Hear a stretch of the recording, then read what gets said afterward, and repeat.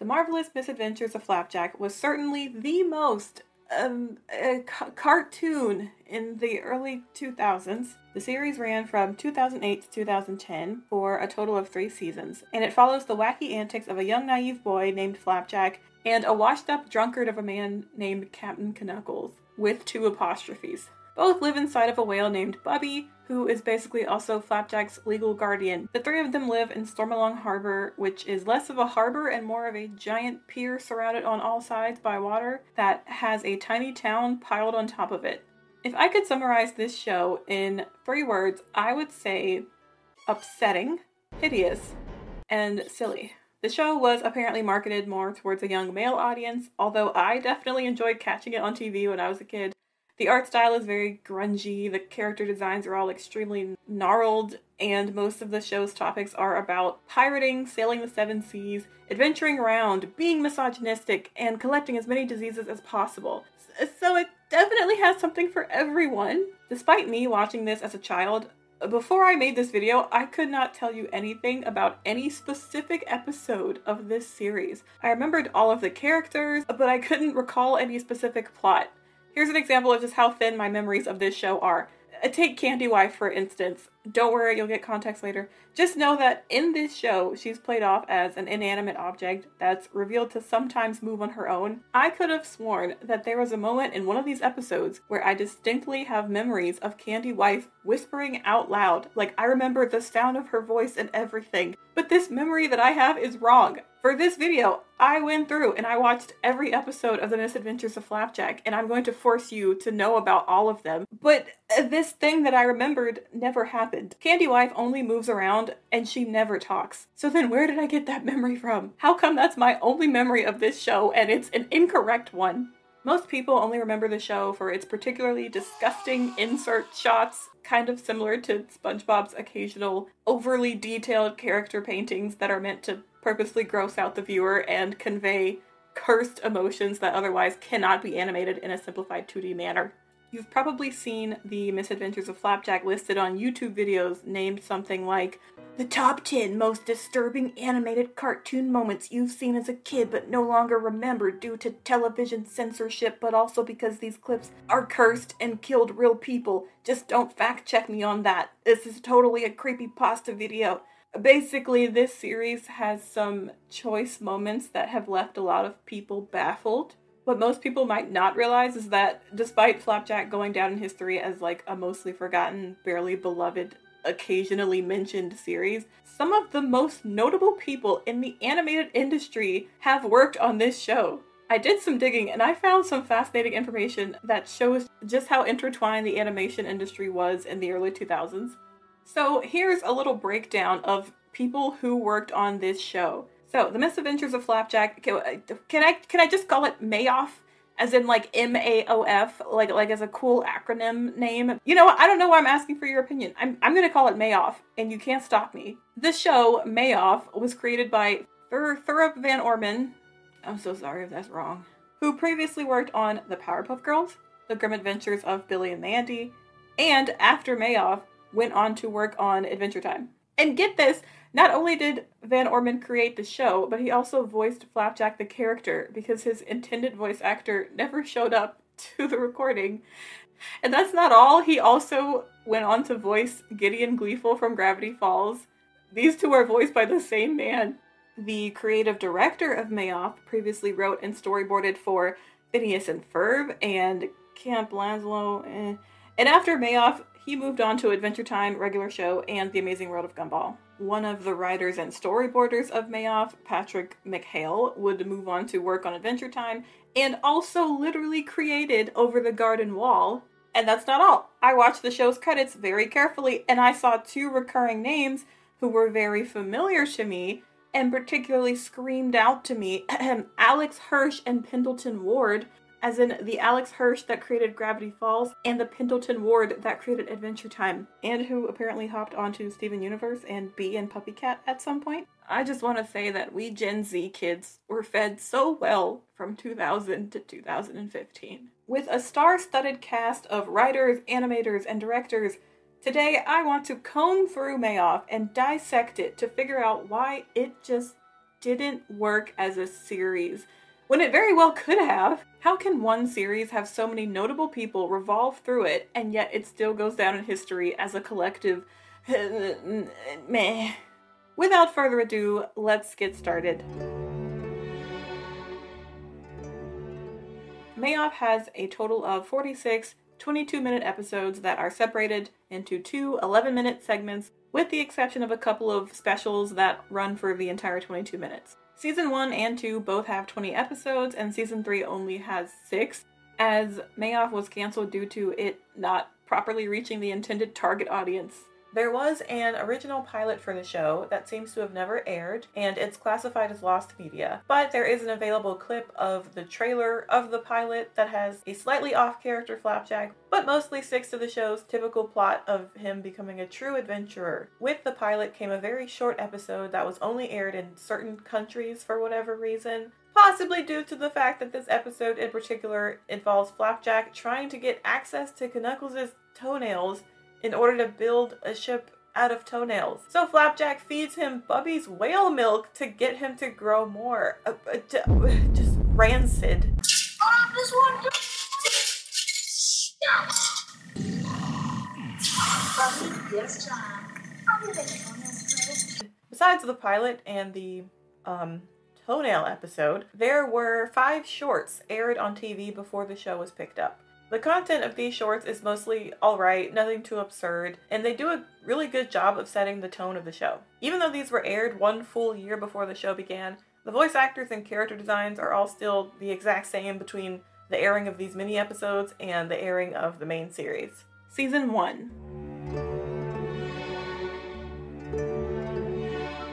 Come with me, we'll go and see a place called Candid Island. Who needs Candid Island? It's safer at the docks. But there ain't no streams of soda pop, no tripping down the rocks. It's dangerous and risky. But adventurous and free. Adventure that's the life for me. There's lollipop trees and a lemonade sea. Doesn't sound very good to me. The misadventures of Flapjack. Episode 1, Segment 1, Several Leagues Under the Sea. This episode makes the style of the show immediately known. Well, almost immediately. The actual intro sequence for Mayoff is this 3D claymation style, which does not reflect the actual style of the show, but is the first thing you see when you start watching the show, so it's kind of misleading in that way. Nevertheless, we see that this show uses a mixture of deeply textured backgrounds and gorgeous composites with this calligraphic linework style in ways that honestly reminded me of Chowder when I first saw it. Even though, to my knowledge, there isn't actually that much overlap between the two shows when it comes to who worked on them, even though they aired at the exact same time. Basically, I think Mayoff is like Chowder, but if the entirety of the show Chowder visually aged like a fine wine. It uses dirty, realistic, drab colors, neutrals, and earthy tones with occasional pops of pale hues, but it all just seems like someone took the saturation and moved it to a negative 50%. And this is me complimenting it, by the way, because I can't really think of any other kids shows at the time, that I watched at least, that embraced this kind of muted yet acidic color palette. For now, let's talk about Stormalong Harbor itself. The town is antiquated. Is that a word? Antiquated. Antiquated? We're gonna look it up. Say it again for the ones in the back, boy. Antiquated. Amen, brother! The town itself is antiquated, full of shabby patchwork houses, occasionally mixed in with modest, fancy structures. It would be almost steampunk if everything wasn't so horrifically run down and put together with nails and twine instead of nuts and bolts. This society is either incredibly technologically unadvanced or is set sometime in the very far past because they don't have telephones or cameras or anything close to that. The harbor is filled with sailors, criminals, and aristocrats alike, but everyone is united through one thing. They all love eating / drinking / gambling candy. Like, this harbor's entire economy is based on candy. Knuckles is shown drinking maple syrup, which is clearly a stand-in for alcohol because he always gets fucked up on it. But also, candy seems to be some sort of intoxicant because people go to a candy bar to get candy. i.e., candy is a controlled substance in this universe. Besides Stormalong Harbor, the entire world of Mayoff seems to be a mostly oceanic planet with occasional other harbor towns and an insane amount of different islands that are all themed around something and named based on those themes. So for more context on each character, Bubby the whale takes care of and houses a tiny Flapjack. Living with the two of them is a random, non-relative, grown-ass deadbeat man named Captain Knuckles. Just know that there's an incredible amount of tension between the three of them all of the time because Flapjack loves and admires Knuckles, who has managed to convince the boy that he's the greatest seafaring adventurer of all time. Meanwhile, Bubby always sees right through Knuckles, calls him out on his bullshit, and Knuckles hates her for always being correct and being a woman. So this is definitely a sustainable living situation. Honestly, bro, this is just your average freshman year college roommate setup. I did notice that for the entire show, Flapjack never explicitly calls Bubby his mom or anything. He always says friend for both Bubby and Knuckles. Also, for the entire show, we're never certain what species Knuckles is. Like, we only see humans in Stormalong Harbor, mostly, but Knuckles is clearly not that. He also has prosthetics for arms and legs, and we'll talk about the backstories behind them later, or the lack of. One thing you do need to know is that for a seemingly long time, both Flapjack and Knuckles have been after one thing: finding what is called the legendary Candied Island. It's an island that's made entirely out of candy. Side note, I always thought it was Candy Island, but it's actually Candied Island. In the first episode, Flapjack meets an inventor. It's hilarious because there's this gag where the guy claims to have invented photography, but it turns out to just be a child in a camera box who draws pictures of what he sees through the lens. So that's how far back they are in terms of technological development. The inventor insinuates that Bubby isn't the fastest thing in the sea, and he brags about having a machine that can move faster than her. It turns out to be a mechanized whale powered by child labor. Well, it's not child labor because they do have scheduled breaks. The villain does have standards. Flapjack challenges the mechanized whale to a deadly race with Bubby. During their race, the inventor's machine slows behind, so the inventor just starts chucking children into cannons and shooting them at the competition. So much for having standards. Flapjack saves all of the abused children and keeps them inside of Bubby, and Bubby wins the race because the villain literally ejected all of his manpower, or child power, out of the machine, at Bubby and Flapjack. Everything is solved, everyone learns lessons, yada yada. All in all, it's a very standard, decent start to a series. Episode 1, Segment 2, Cammy Island. This episode is the one that officially introduces Candied Island as an end goal destination for Knuckles and Flapjack. It's portrayed as this mystical, fictional place, kind of like Atlantis, but one that both characters truly believe they can find. My official Mayoff theory is that candy is a Schedule 1 narcotic in this world, along the lines of pure heroin. In that case, Knuckles wanting to take Flapjack to Candied Island is like your uncle promising you to drive you over to a cocaine carnival. As the title of the episode suggests, they don't show up to Candied Island, but instead show up at Cammy Island, where there is a giant ogre who eats nothing but sardines, which Knuckles and Flapjack have incidentally disguised themselves as. Flapjack realizes that the ogre is a woman via this hilarious shot of her bra strap showing. This woman is named Cammy. Flapjack's wokeness and recognizing Cammy as a woman saves their lives. This is a routine plot point throughout Season 1 of Mayoff. Flapjack is usually endearing and genuine in his kindness, while Knuckles exploits it and ends up ruining things for everyone involved. Flapjack and Cammy basically vibe until Knuckles pries him away from her, so Cammy decides to build them a boat to get them off the island and help Flapjack out, and she gives him a little kiss, which is sweet, and everything is solved and they float back to Stormalong Harbor and everything's great. One thing I've noticed is that the end screen for this show usually has a different aesthetic style after every episode, which I appreciate. Episode 2, Segment 1, Kid Nickels. Knuckles and Flapjack are gambling, so Knuckles bets Flapjack is a child servant, but manages to win, so nothing happens. Phew. But as part of his winnings, someone else had bet their own child servant. Some random Flapjack lookalike is given to Knuckles as part of his winnings, and this kid is fucking raw. Shoo! Oh, don't touch me! Who knows where those legs have been?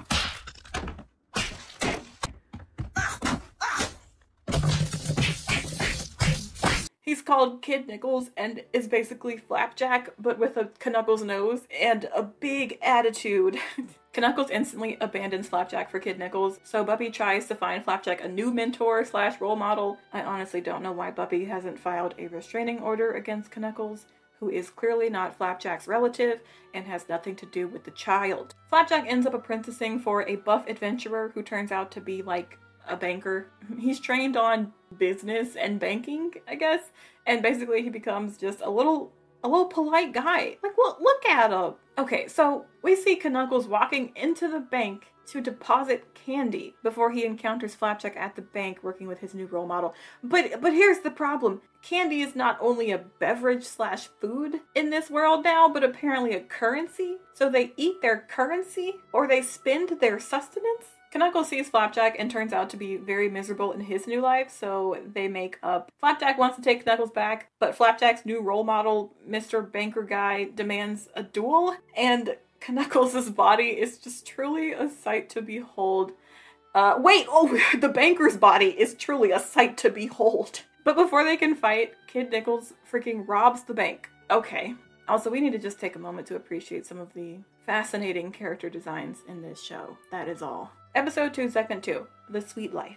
Knuckles introduces Flapjack to the disgusting town Wishing Well and tells the boy to dig for money. I'm tired of this, Grandpa. That's too damn bad! In this episode, we meet Peppermint Larry, whomst I love, who will become a recurring character in the show. Turns out a rich aristocrat, Mrs. Nicklebottoms, has purchased all of Larry's candy supply. Knuckles convinces Madame Nicklebottom to take in Flapjack so the two of them can infiltrate her mansion. Turns out her whole mansion is candy, which causes Knuckles to collapse and remain unconscious for days. When he wakes up, Flapjack is a proper boy and has grown a British accent. Good afternoon, Captain. To save him, Knuckles locks Nicklebottom up before ransacking her entire candy mansion. They are interrupted by Lord Nicklebottom. There's like another almost fight, but everything settles itself and the candy is divided equally among the masses. Which would be great if it wasn't heroin! Bubby and Flapjack are stargazing and Bubby mentions wanting to fly. They then see a dude in a flying machine who turns out to be the brother of that evil inventor from the first episode. Both brothers are inventors, but one likes the sea and one likes the air. They're like the avatar of inventors. The brother inventor decides to make Bubby a contraption that will help her fly. Basically, he's also very into whales and is like strangely into Bubby, but she's not into him.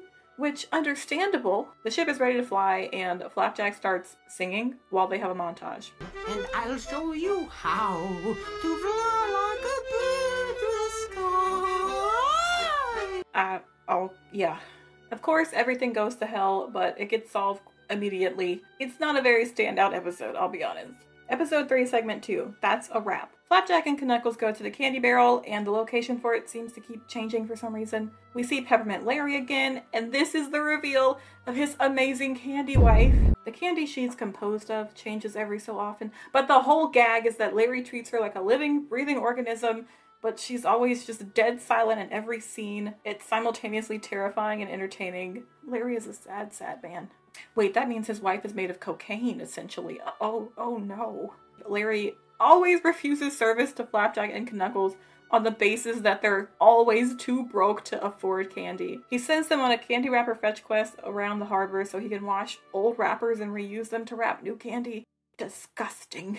The two of them learn to game the system and give Larry the wrappers of the candy that he gives them. You know what? Larry's a drug dealer. He starts by negging the two of them, telling them they can't afford his supply, and then he gives them a very low barrier entry fee to get them hooked on candy in rapid succession, and then later in the episode, he raises the price from 1 wrapper to 2 wrappers, which forces Knuckles and Flapjack to spend their entire day trying to earn something that they're always going to spend on candy. Get out the streets, Knuckles and Flapjack. Get out the streets. When Flapjack finds enough wrappers, Knuckles steals the candy for himself because he literally just cannot stop consuming it.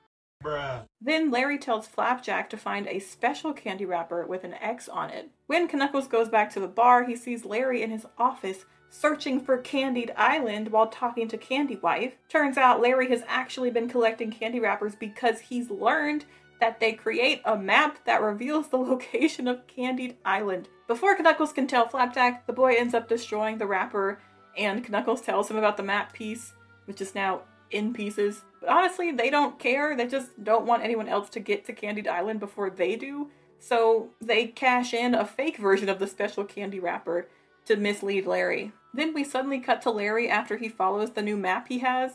This is such a jarring style change and it scared me at first. But it turns out to be a fever dream because Larry, by following his now incorrect map, ends up on Pickle Island and sees his candy wife committing adultery with a pickle. Anyway, episode 4, segment 1. Shave and a haircut, 2 friends. This one's weird. First, let's all face the fact that Bubby has human teeth. Let's sit with it. Let's accept it. Let's acknowledge it. Secondly, we learn that Knuckles is canonically illiterate. Let's sit with it. Let's accept it. Let's acknowledge it. Flapjack, trying to teach Knuckles how to read, puts a bit of paper too close to his face and thinks that he's blind now, so Knuckles takes him to the doctor. They are both stupid. This is the introduction of a character called Dr. Barber, who is a sadist who likes to cut up hair and people. Get your coin, king. But as the series progresses, he does grow on me a little bit. Pretty much every scene he's in, he just threatens to use the most rudimentary, damaging tools that he possibly can make. Oh, I haven't used this in a while. He tells the two that Flapjack is okay and not blind, he just needs a haircut. And true to his name, the doctor is also a barber. And while they're both in the barber chair, he just steals from Flapjack and Knuckles and runs away with their stuff. It's revealed that since Flapjack can't see, now he has superhuman hearing. Okay. The barber starts sailing away with his barbershop quartet, which I thought was hilarious. So Knuckles and Flapjack give Bubby a wig to lure the barber and his barbershop quartet back to the harbor. Look at those slit saltwater damage. Yeah, the episode solves itself and Flapjack ends up getting a haircut. Episode 4, segment 2. I See You. Bubby is very sad and guilt-tripping Flapjack and Knuckles because she doesn't like being alone, always having to drift close to the docks like some kind of parked vehicle, but never being able to engage in the life of Stormalong Harbor. The two of them spy on her and she really do be doing nothing. But actually, no!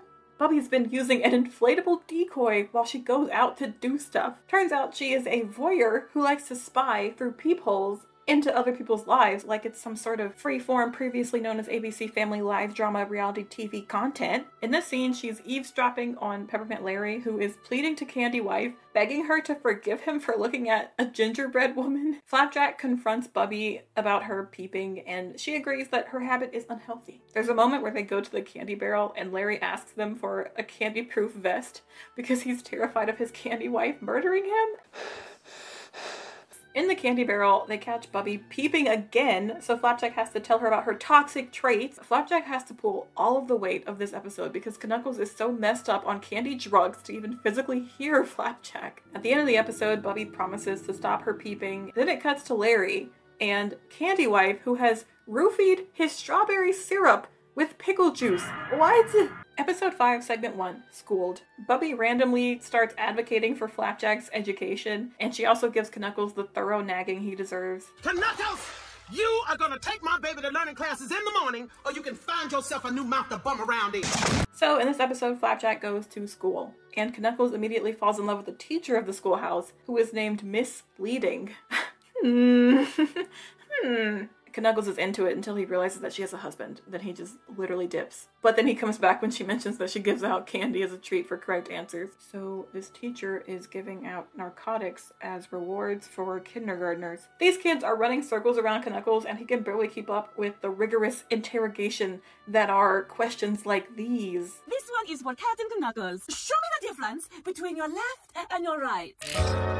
Soon he gives up and decides to sneak into the schoolhouse at night to just straight up steal from Miss Leading's candy reserves until he finds out that her body is a wooden puppet, and so are all the other children. They're being puppeteered by a giant octopus. Ah yes, of course! The next day this terrifies Knuckles and he tries telling Flapjack about the scheme. This whole scene is horrifying. Also, how is the octopus controlling them like this?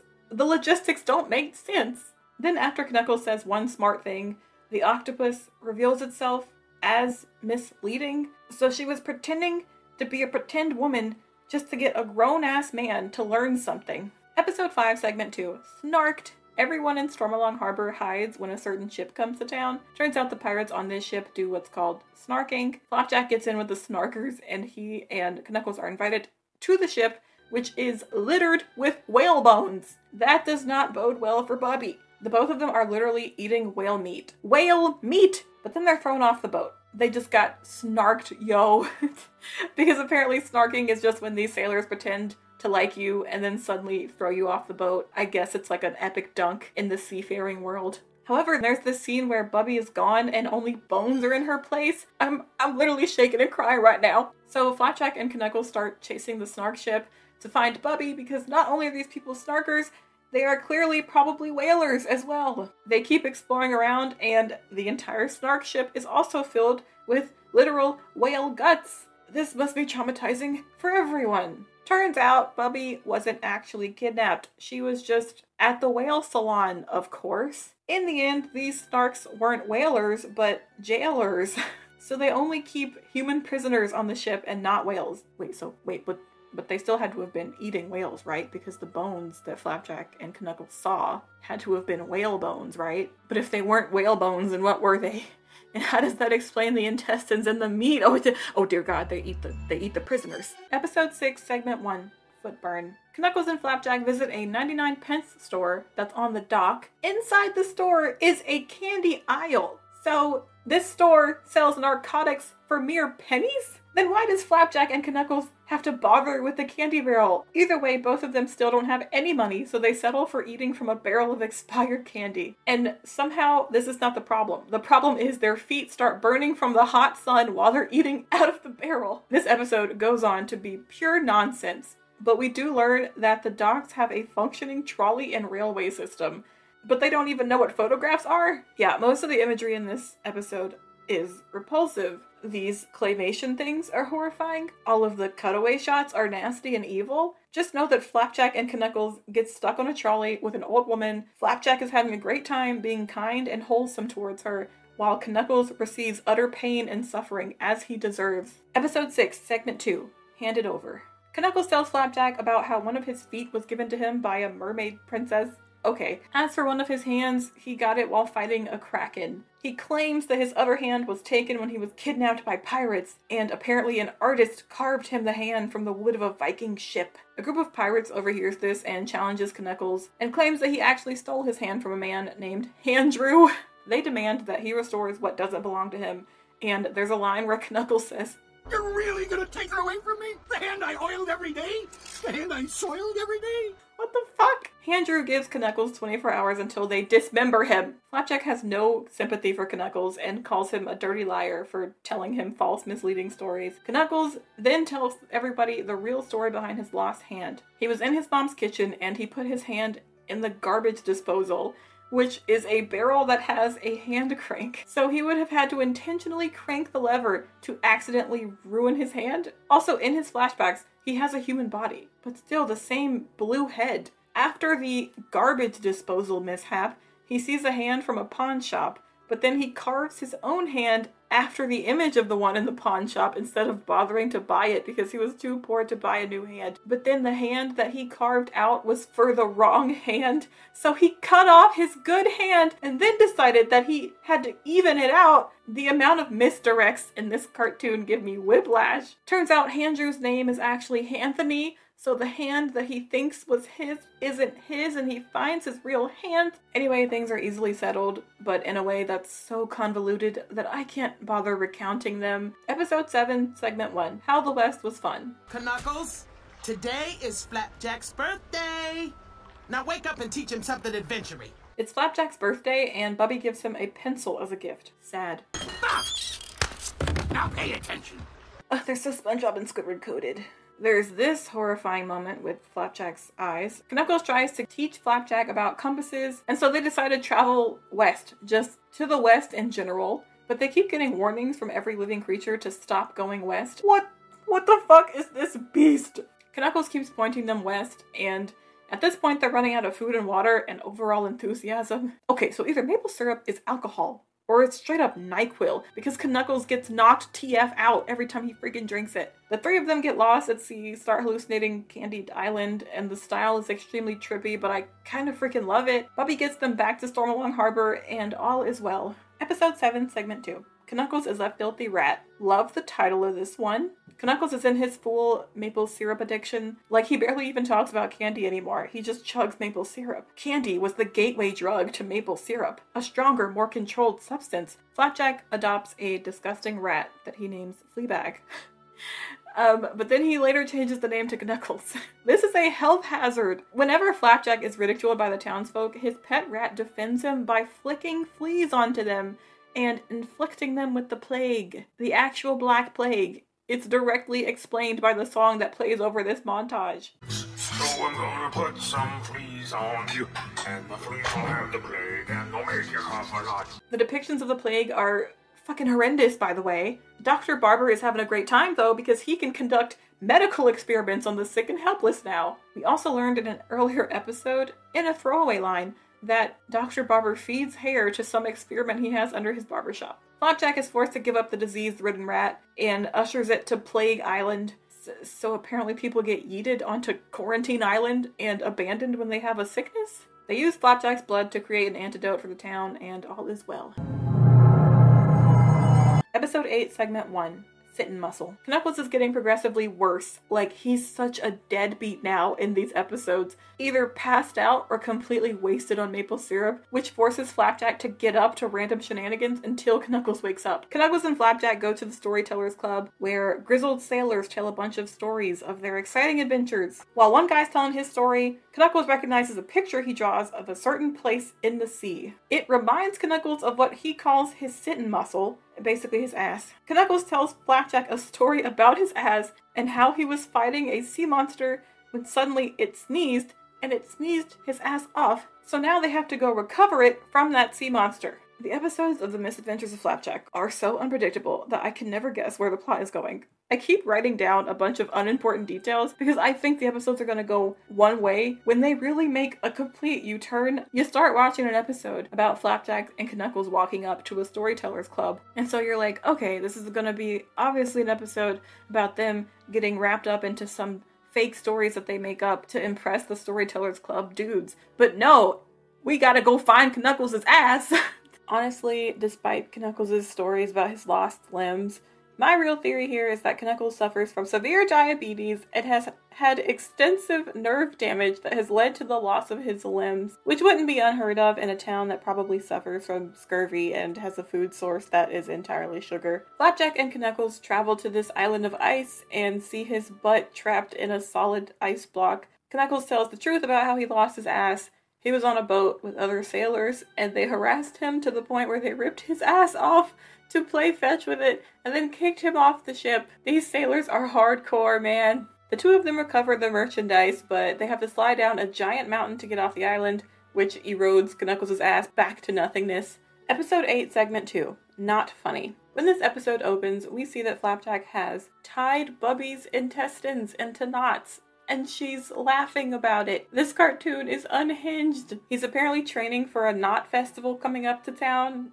Knuckles comes home absolutely hammered, and then he still makes a candy martini. He's shameless. Flapjack annoys Knuckles so much that he convinces Flapjack that the boy can't speak anymore. They're at the Knot Festival and they go to see Dr. Barber to solve Flapjack's new muteness, but Flapjack saves himself from being maimed by reminding Knuckles that the treatment to save him would actually be too expensive anyway. This child's life is so bleak. Knuckles takes Flapjack through the Knot Festival, trying to do fun stuff, but Flapjack refuses to speak. Well, turns out he was faking it, so Knuckles would pay genuine attention to him. Selective mutism is a real psychological condition where people with anxiety may be unable to speak in certain stressful situations and can usually start in early childhood.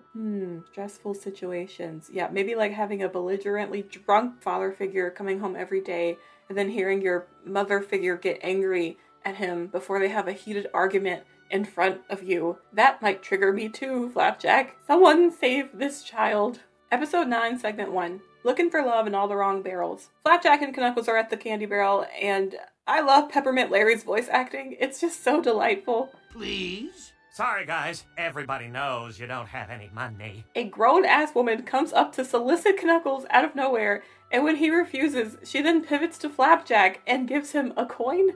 Predation. This episode is all about misogyny. There are apparently a bunch of hot ladies around Candy Wife, and she's been entertaining them. Knuckles insults the women and Candy Wife, which gets them kicked out of the candy barrel. Then Knuckles is depressed because he's an incel woman hater who feels threatened by anyone with a pair of breasts. Apparently he used to be in the Navy and he was always jealous that everybody was making out with everybody else except him. This scene is horrible to watch. Anyway, Knuckles apparently got ditched by a lot of girls, so Bubby tries to convince him to go get laid or something to shut up his whining. This style in this scene is like Over the Garden Wall, but if it curdled overnight. To be fair, Mayoff creators really nailed the image of a heterosexual couple. Like, all of the pairs in this episode look like this. Just the nastiest ogre paired with the tiny Tinkerbell Barbie. Raise your standards, my ladies. Later in the episode, Knuckles falls in love with a mannequin wig, so he's attracted to an inanimate object. Oh, no, he's attracted to his own reflection with a wig on. Very narcissist core. Just admit you're into drag, Knuckles. Flapjack enables him by giving him a literal mirror with a wig and dress on. He wines and dines this not lady for the entire day before getting married to her, and the episode just ends like that. No solution. Just Knuckles being catfished. Forever. Episode 9, Segment 2. Beard Buddies. Look at the pecs on this man. And Flapjack agrees with me. Peppermint Larry is throwing a beard-off contest on who has the best beard. The grand prize is his candy daughter, who was never mentioned before, but okay. Larry says that she's of marriage age, and Knuckles and Flapjack plan to participate in this contest to win the hand of Larry's daughter to cannibalize her because she is made of candy. Okay, so they're just going to win the contest, I guess split the marriage between them, and then eat her alive. Knuckles wakes up one morning with half his fur gone from his face somehow. Apparently his skin isn't skin, but it's rather a beard toupee. Flapjack goes to great measures to give Knuckles a great beard so he can win the beard contest. Apparently Flapjack has turned himself into hair and wrapped himself around Knuckles to formulate a beard. The beard off turns out to be a pageant show, complete with a beard bathing suit contest. Oh, they're so gender! Despite everyone's best attempts, the winner of the contest turns out to be a random bearded lady, and Larry's daughter, who is revealed to be human and not candy because she's adopted, is given in marriage to this woman. Also, it turns out all of the men who were in the contest were women anyway. Episode 10, Segment 1. Pun Times with Punzy McHale. I'll be honest, Peppermint Larry is my favorite character. Every time I see him, I feel myself emotionally lighten. This is great for me because this episode's all about Larry. Larry showing off his great joking skills by trading puns with pun pirates in order to get his regular shipment of candy. I say, wouldn't you rather have a candy fish? He says, candy fish isn't sweet. And I say, well, it's sweetish. Larry tells Flapjack about Punzy McHale, the funniest sailor who ever lived, who's going to be coming to Stormalong Harbor for a pun contest. Flapjack is excited and spends the whole episode getting joke training from Larry. Also, I hate Punzy McHale's face so much, and before he spoke, I actually could remember from my childhood the sound of his voice. His dialogue is rapid fire, and the relentless but-ums after everything he says was annoying at first, but after about the 10th time, I couldn't stop laughing. What's the matter, Peppermint Larry? Cat got your tongue? Or are you chicken? I'll miss those foul yolks of yours, but I'll get roostering. Things start becoming a little bit tense between Larry and Punzy as they both get ready for the joke contest. This isn't important now, but the contest is opened by a character named Lollypoopdeck, who is also a town comedian. He's appeared in other episodes before, but I had to go back and retroactively add him to my notes because for some reason he gets like an entire character arc in the second season. Larry is nervous and gets obliterated by Punzy on stage because McHale is horrifically brutal. So I have a funny story to tell you. Why didn't you make it 10 stories and then jump? Suddenly, Flapjack jumps in to save Larry, and he and McHale go head-to-head. It's like the best Twitter discourse you've ever seen. Then McHale turns into a literal demon because he's just too intense when it comes to this line of work. You think you're ready for my rhymes? You'll soon be green as envious limes. I see you're not yellow, fellow, but I don't want to make you blue, so get a clue. And purple the flood before you played, or I'll arrange a rainbow on your parade. McHale gets upstaged by Flapjack and Knuckles' slapstick comedy. We also learn that he physically cannot stop smiling, as there is a tear that falls down his face while he maintains his expression. Despite both of them losing the contest essentially because Flapjack and Knuckles overshadows everybody, Larry and McHale hit it off. get over their rivalry and tell puns to each other while drifting into the sunset. Also, I learned that Punzi McHale is a caricature of Patrick McHale, who I mentioned before, who was a storyboarder and writer on this show at this time, who went on to make Over the Garden Wall. Episode 10, Segment 2, Balance. Knuckles and Flapjack go to a show of never-seen wonders. Basically, it's a guy who introduces the town to cinema and filmography because they've never seen a moving image before. Or any real image for that matter, because they've just been relying on artwork. Knuckles loves the new cinema, but Flapjack's not impressed. Couldn't be like kids these days who need to watch YouTube videos on 2x speed with a Subway Surfers speedrun, a horror game playthrough, and a music video pasted on top of it just to feel something. Flapjack eventually does something that interests the filmmaker, who records Flapjack and then uses the footage to gain an audience. Flapjack and Knuckles quickly become actors for the films, and nothing else really happens. It seems like a pretty short episode compared to the other episodes that have managed to cram way more into the 11 minutes that they have. Episode 11, Segment 1, Mechanical Genie Island. Flapjack and Knuckles are, for some reason, stranded on an island. This island has a mechanical genie on it. This guy gives off some insane vibes. I've actually seen one of these vintage machines in real life, and it's just as offensive and off-putting as you'd think. They play a game against the genie, lose the game, and have to become his butlers, I guess. Okay. Throughout the episode, the genie is a jerk, and they hate him, but he's kinda baby, and I like him. Now, go fetch me some fresh lubricant. Yeah, so Knuckles beats the genie to death, and it turns out that it was the toy of a giant naked baby. I do like to think that this guy is related to the Time Baby from Gravity Falls, though. Oh, sorry, no, it turns out to all be a fabrication of another real genie, which Flapjack unplugs. What do you mean? Episode 11, Segment 2. Revenge. The Dockmaster forces Knuckles and Flapjack to do menial labor because Bubby apparently has been getting pink slips from being parked illegally along the docks. Good stuff. Knuckles tries to tell Flapjack about the new, fresh, and exciting concept of getting revenge on mortal enemies. He shows Flapjack his list of enemy tattoos, and let's see who we have here. Peppermint Larry, Great Neptune. Even though there's no Neptune in the show, there's only a Poseidon character who we'll see later on. But they never refer to him as Neptune, thereby breaking continuity. In this essay, I will...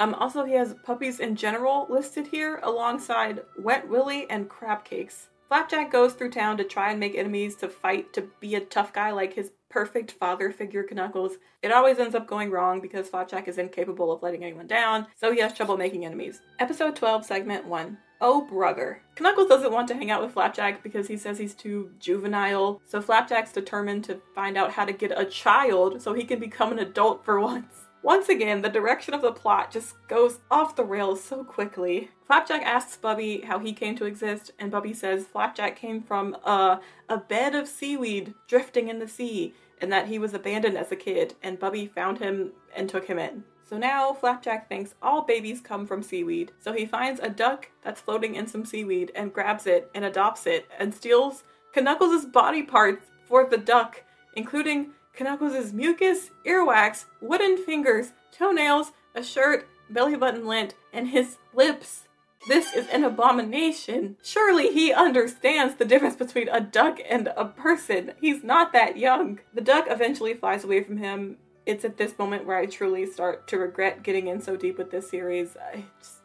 Look at this. Look what I have to endure for you. For you. Anyway, please leave a like and comment and subscribe. Episode 12, Segment 2. Pan Fake. Peppermint Larry is cleaning up his bar for the Dockmaster's inspection when Flapjack finds a box of dead rat carcasses tied to a string to turn them into marionettes. This causes Larry to fail his inspection, by the way, having dead rats on the counter of his bar. Larry is now unemployed. Flapjack convinces him to take to the streets performing using his dead rat carcass marionettes to earn a quick buck. Needless to say, Larry makes no money because no one wants to see dead rats dancing. So Larry designs a puppet in the image of Flapjack because he figures that everybody in Stormalong loves Flapjack. This puppet's name is Pancake. He's like Nega Flapjack. Flapjack hates this because the puppet mocks his personality. Here's the thing I don't understand about this universe. Larry earns a bunch of candy from his puppet show, right? And he says that he's rich. But candy is not real money because we know that pennies and coins and dollar bills exist in Stormalong, and candy can't be currency because at Larry's now condemned bar, you need to pay currency to get candy. So are people expected to pay candy to get candy? That would make literally no sense. And which one is worth more, real coins or candy? Anyway, soon enough, Larry expands his business and creates another puppet, Captain Kneecaps, and a talking boat that's obviously a mockery of Bubby. He's having a little fan fiction moment with these puppets because he's coming up with stories that never happened, and he's also taking real stories and airing them in front of a giant crowd. Slander, libel, and defamation. Larry goes too far and mocks the Dockmaster in his next show, so the Dockmaster decides to give him back his candy barrel if he stops his show and makes her a chocolate husband. Bribery. Episode 13, Segment 1. Lead 'em and Weep. Bubby has had enough of Knuckles misleading Flapjack in life, so she kicks him out of her. She tries to teach Flapjack how to be a leader and not a follower so he can stand up for himself, but Flapjack has a lot of trouble taking agency over his life and being assertive. Then a random stranger teaches Flapjack some Pavlovian conditioning, so Flapjack starts using manipulation tactics on Knuckles to get him to follow his orders. There's a song in this episode that I think I like the most out of every song so far. He loves me, he loves me, he loves me, and where I go he'll follow, he'll follow, he'll follow. It's impressive that the creator of the show could pull these note ranges out of him. Follow me wherever I may go.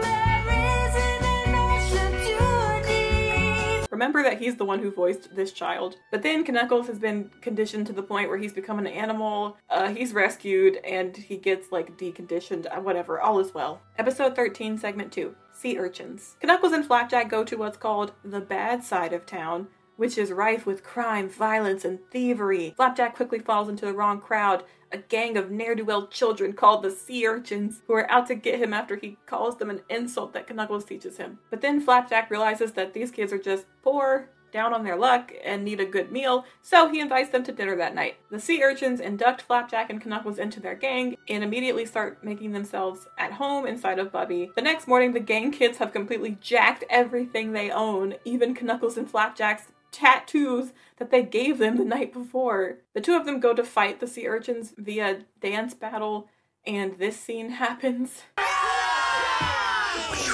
You're a shoo-in, boy.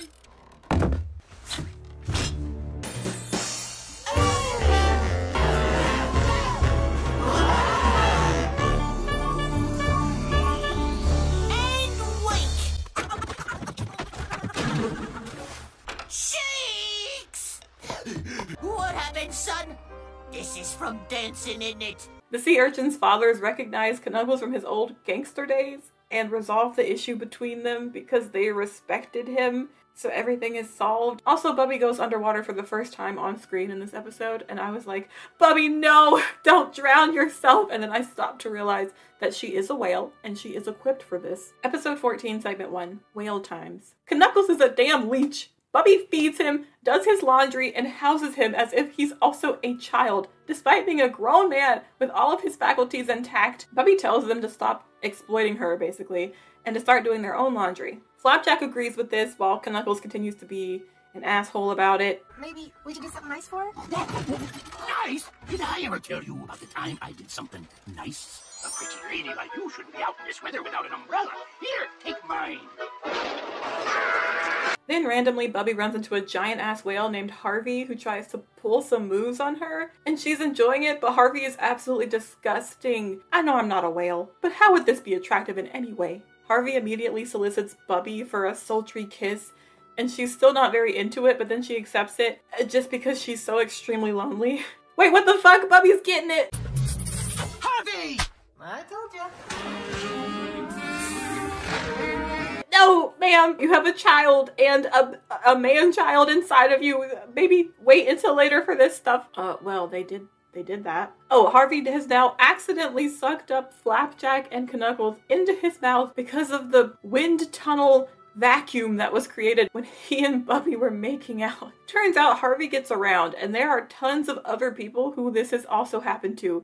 As in, there are other people who live inside of sea creatures that Harvey has snogged Harvey spits them out on Laundry Island, and Flapjack and Knuckles are forced to do menial labor for life. I love this world building where the main dangers of the universe are just people getting hijacked, kidnapped, and dropped onto islands to be slaves. Bubby rolls up to Harvey's laundry operation and frickin' fillets him on the spot, as she should, thus freeing everybody on the island.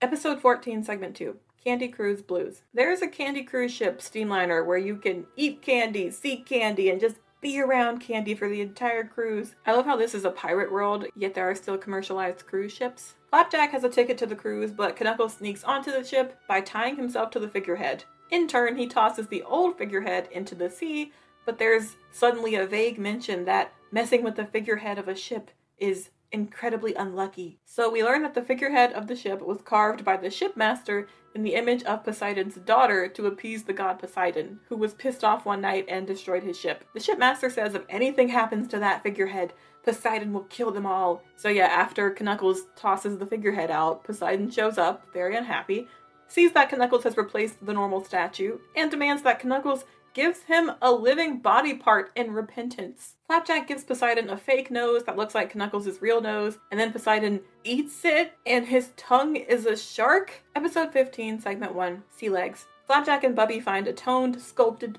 barnacled pair of actual legs in the middle of the sea, with a note that says, "Don't touch my legs." Also, there's a scene where Bubby finally slaps the shit out of Knuckles, which is what I've personally been waiting for. Knuckles takes off his old wooden legs and puts on the giant ones, which results in a ridiculous image and very questionable anatomical logic. Then he just starts terrorizing Stormalong Harbor with his new legs, and he splashes hot fudge on the Dockmaster and her new wife, Larry's daughter. Homophobia. Pretty soon it's revealed who the owner of the legs is, and they aren't happy, so it becomes a freaking arm day versus leg day battle. The strange sexual energy that exudes from this episode is great.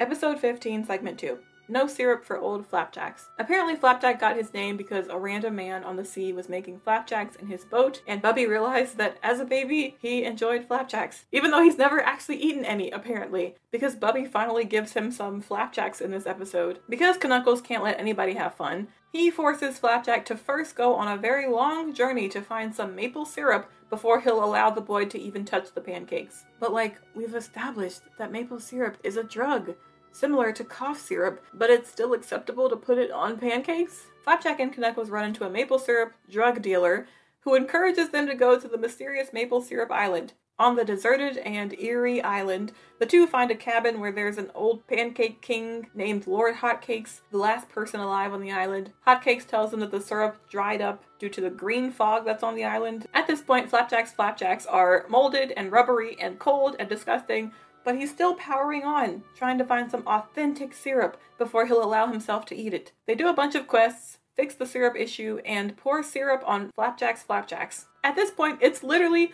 coughing and moving and breathing. Oh, this is so cursed. Oh yeah, King Hotcakes is evil now, and he traps the two of them to try and force them into menial labor. Why is that such a plot point in every episode? However, Flapjack's flapjacks have evolved to the point where it grows arms and legs, assaults the king, and speaks human words to Flapjack. Flapjack. This is nightmarish. It stays behind on the island to become the new king and make more maple syrup. I feel like that violates every conceivable health code. Episode 16, Segment 1, The Plant Man. Flapjack learns about scurvy, and Knuckles reveals that Stormalong hasn't had fresh fruit in years. This explains why everybody looks so the way that they look. Knuckles eats the only fruit in town, and the townsfolk want to cut him open and take the seeds from his stomach to plant more fruit. Okay, let's all take a step back. Anyway, Flapjack and Knuckles go to Fruit Island to bring back more fruit. Why hasn't anyone else in Stormalong thought of this? If scurvy is such a major ailment, all of you people have boats on the island. Knuckles and Flapjack repeatedly try to steal fruit from the native organisms, and then get offended when the native organisms want to keep their own fruit. In the end, though, this plant organism thing just comes with them to Stormalong, and all ends well. Episode 16, Segment 2, Fish Heads. The Dockmaster is trying to keep the harbor clean, but finds Knuckles and Flapjack littering, so she puts them into community service to work at the cannery. Dr. Barber is very interested in buying discarded fish heads from them for an undisclosed reason. We later learn that Dr. Barber is caring for an animated Frankenstein lump of hair that uses fish heads because he has a hair fetish. This cartoon is on Salad Fingers level of artwork sometimes. The fish head monsters go out, terrorize the town, but Knuckles and Flapjack unleash a bunch of cats to kill them, and it's all solved. Except it's not, because the fish heads reform their destroyed bodies, but they end up littering in the process, and the Dockmaster forces them to do community service. Episode 17, Segment 1. Something's amiss. Flapjack keeps getting mistaken for a girl, so Knuckles tries to teach him to be more manly. Walk like a man.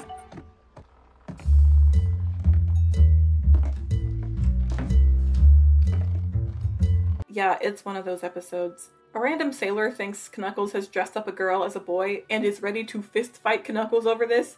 Why'd you dress your little girl like a boy?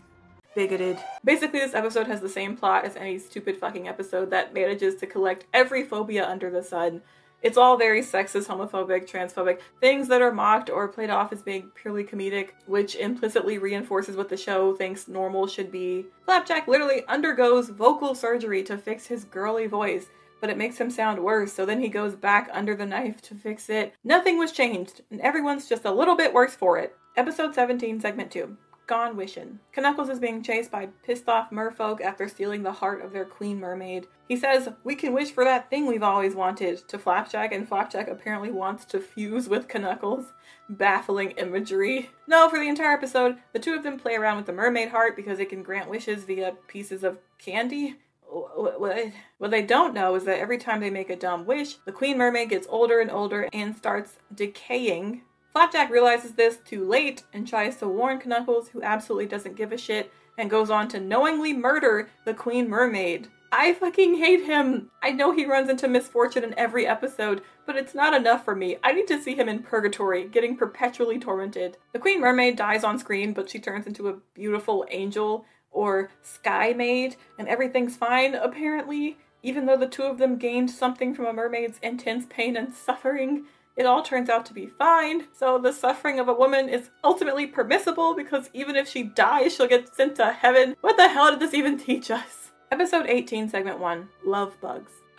This is a crush episode. Flapjack meets a girl named Sally Syrup and develops what is implied to be a crush on her. Meanwhile, Knuckles tries to convince him to simply be sexist and hate women. Flapjack sprouts these hearts over his head, and it turns out that Peppermint Larry likes eating them, and he gives Flapjack and Knuckles some candy in return for Flapjack's edible heart-shaped love nuggets. Then things take a turn because the entire town also loves eating Flapjack's hearts, so Knuckles and Larry decide to make a quick profit off of it. It gets to the point where Larry and Knuckles keep Flapjack in a dark room, read him personalized fanfiction, and present him with makeshift versions of Sally Syrup's body.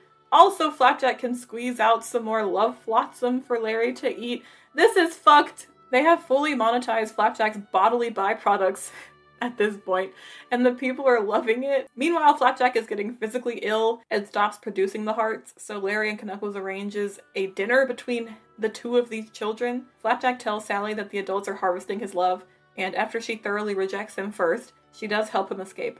Dr. Barber comes in, investigates the hearts, and tells everyone that the hearts aren't candy, they are blood gnats. Flapjack wasn't suffering from love sickness, he was literally developing multiple blood infections. They all work together to get rid of the gnats, but at the very end of the episode, Knuckles has a real love heart over his head when he looks at Larry's candy wife. What? Of course, I think in his case, it's less than love and more of a lustful hunger. Episode 18, Segment 2. Ben Boozled. Ben Boozle is a trickster who tries to get free labor for his ship and starts setting various traps for the townspeople. Flapjack and Knuckles are literally on a slave ship now, doing manual labor. Flapjack somehow tricks this guy into doing his own labor within like 4 minutes of being there, and he earns status as the captain of the ship and keeps getting promoted at ridiculous levels. The episode is alright, but not really exciting. Episode 19, Segment 1. My guardian angel is killing me. Bubby tells Flapjack that he's a guardian angel of Knuckles who protects Knuckles and keeps him out of trouble. Flapjack spends the entire episode trying to keep Knuckles from falling into misfortune and whatnot, and it goes out of control. Knuckles goes to Dr. Barber, who tells him to fake his own death because apparently he's done it many times before. The doc paralyzes Knuckles and promises to revive him with a tonic he has. The town immediately holds a funeral for Knuckles, and Larry gives a speech that isn't so flattering because everybody hated him. Flapjack takes the podium, gives a teary speech. Meanwhile, Dr. Barber forgets to revive Knuckles from his paralysis and just goes on vacation. I don't think this was an accident. I think this was malicious and intentional. Knuckles is freed when Flapjack cries on him, and it breaks his paralysis. This episode doesn't really work here because it's too short to build any suspense. Like, by the time Knuckles realizes that Dr. Barber won't revive him, there's about 40 more seconds until Flapjack revives him, and then the episode ends. So what could have been a major plot conflict is resolved immediately soon after the conflict is even properly set up. It kind of falls flat. Apparently Dr. Barber's tonic that was originally meant to revive Knuckles was called Guardian Angel Tears, so that implies that Flapjack is canonically an angel? Episode 19, Segment 2. Dear Diary. Flapjack has been keeping a secret diary, and Knuckles wants to read it because he wants to know if Flapjack writes great things about him. Knuckles finds the diary but can't read, which is good continuity because he is illiterate. Bubby also finds the diary, and she reads some rude stuff about herself, and then immediately starts insulting Flapjack, even though she's the one who invaded his privacy. One day, Knuckles pretends to be able to read the book, and he pretends to read it to Bubby, making up insults towards her as if Flapjack wrote it. This emotionally wounds her. Flapjack has had enough of this, so he just straight up leaves to live by himself on an isolated island. I have no choice but to live on my own.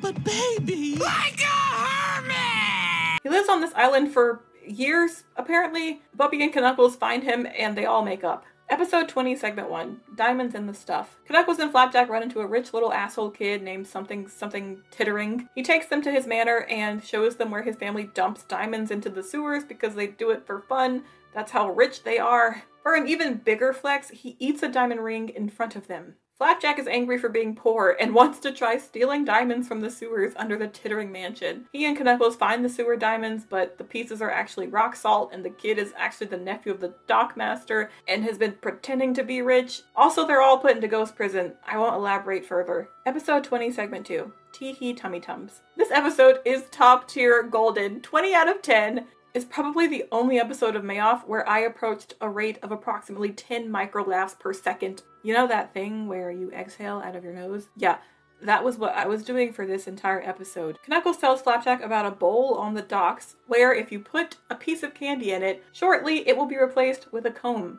Some mysterious man in Stormalong Harbor is exchanging hair combs for candy, but no one knows who he is or what he looks like. Flapjack tries to spy on the bowl, but gets repeatedly distracted, and then this scene happens as Flapjack falls asleep. Can't you join me for a cup of moon tea?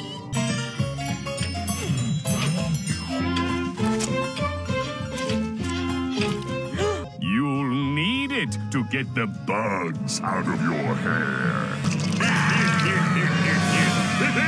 He wakes up and meets Tee-hee Tummy Tums, the guy who's been leaving all the hair combs. Immediately, I kind of like this guy because, like, I know we can't see his face or anything, but he has a very nice voice. And that goes a long way. Are you the guy who leaves the combs? Yes, I'm Tee-hee Tummy Tums. Apparently, Mr. Tummy Tums relies on candy as if it's the only source of food and revenue for him and his family. Flapjack gives him his candy, and Tee-hee takes Flapjack to his house. Tee-hee's family is a bit creepy, I'll admit, and they all refuse to take the sacks off of their heads. Tee-hee tries to take his comb business out to town with Flapjack's help, but nobody's really buying his combs. Flapjack goes to Dr. Barber, who tells him that Tee-hee's appearance is untrustworthy, and that's why he can't get any customers. I would like to sell you a comb. Is this not a fine comb? No one wants to buy anything from a man with a sack over his head. But Tee-hee says that his face is too distracting. Of course, Tee-hee Tummy Tums takes off his mask, and he's apparently so fucking beautiful that everyone loses themselves. He's single-handedly recalibrating sexualities left and right, and he starts drawing too much attention to himself to even walk through the crowds. The townspeople basically beg him to sell his body for money, and Tee-hee refuses because he only wants people to love him for his hair combs. He's forced to sail away from Stormalong with his family, but not without getting a ton of money thrown onto his houseboat. In the final scene, he tells his kids to toss all of the money into the sea. All right, kids, comb the deck. It's either money for combs or no money at all. At least he's sticking to his philosophies. We have now made it to Season 2!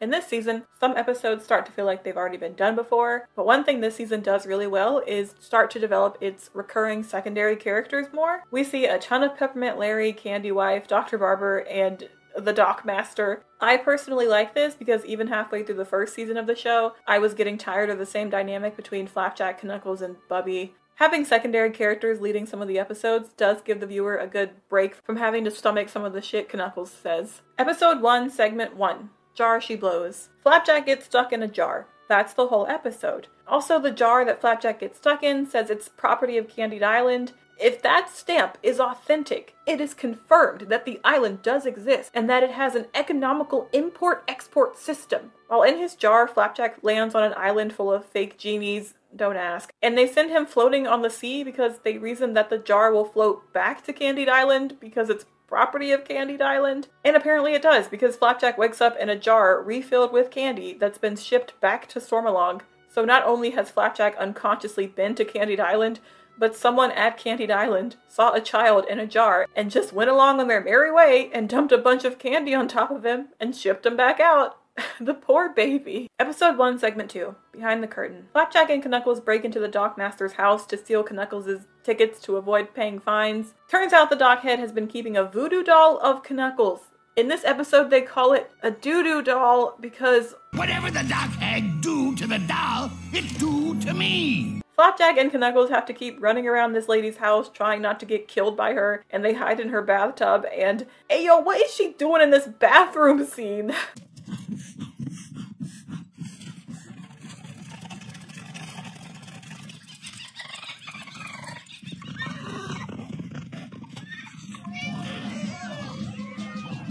They realize that the doll of Knuckles is not a voodoo doll, but rather a weird role-play doll where she can both torture and seduce him. She catches Flapjack and Knuckles, of course, and Knuckles has to kiss her big toe to free them. Why is this entire episode on some iCarly shit? Anyway, she was into it. Episode 2, Segment 1. Shut It. Flapjack has to endure intense domestic disputes between Knuckles and Bubby because Knuckles is being a lazy jerk. Flapjack calls him out on this, and in typical Knuckles fashion, he tells the boy that he'd never understand the harsh life of a man like him. As such, they decide to switch lives for a while to see whose life is harder. Flapjack learns that everybody hates and disrespects Knuckles. Flapjack realizes nobody respects Knuckles. And Knuckles learns that Flapjack has it easy and immediately sets out to ruin his reputation. This episode is the start of a genre that I'd like to call Knuckles Compassion. As we go through the series, we'll start to see this type of episode where the writers try very hard to convince the viewers that Knuckles actually deserves pity, even though we currently have a backlog of 20 episodes that show how shitty he is. This is done in a lot of media for characters that would, in real life, normally be beyond forgiveness. In storytelling, the logical solutions for these characters are to keep this character the same and subject them to all kinds of punishment, introduce an even worse villain, have this character make some weird selfless sacrifice as a shallow form of repentance, or have a character slowly show change and earn forgiveness through genuine reflection and effort. I guess in the case of Knuckles, they couldn't even figure out which one of those to go with, so as a result, he never really checks the boxes for any one of these. Episode 2, Segment 2. Who's Moochin' Who? The Dock Master once again confronts Knuckles about his unpaid dock tickets and threatens him until he pays all of them. He and Flapjack encounter a ridiculously rich boy named Worthington $sign Moneybucks. I swear, this is the exact same episode with the other little rich boy. They befriend Worthington and try to take advantage of his wealth, of course, inviting him to live with them. They quickly realize that he's actually mooching off of them without any intention of reimbursing them. Worthington's dad shows up and offers Knuckles and Flapjack a chest of riches to apologize for his son's behavior, but the Dock Master comes and confiscates it, telling Knuckles that the riches should cover all of his unpaid tickets. Girl boss. Episode 3, Segment 1, Over the Moon. I noticed that the stylization of this season is a bit off-model for the characters, and it made me feel like the entire show becomes off in a way.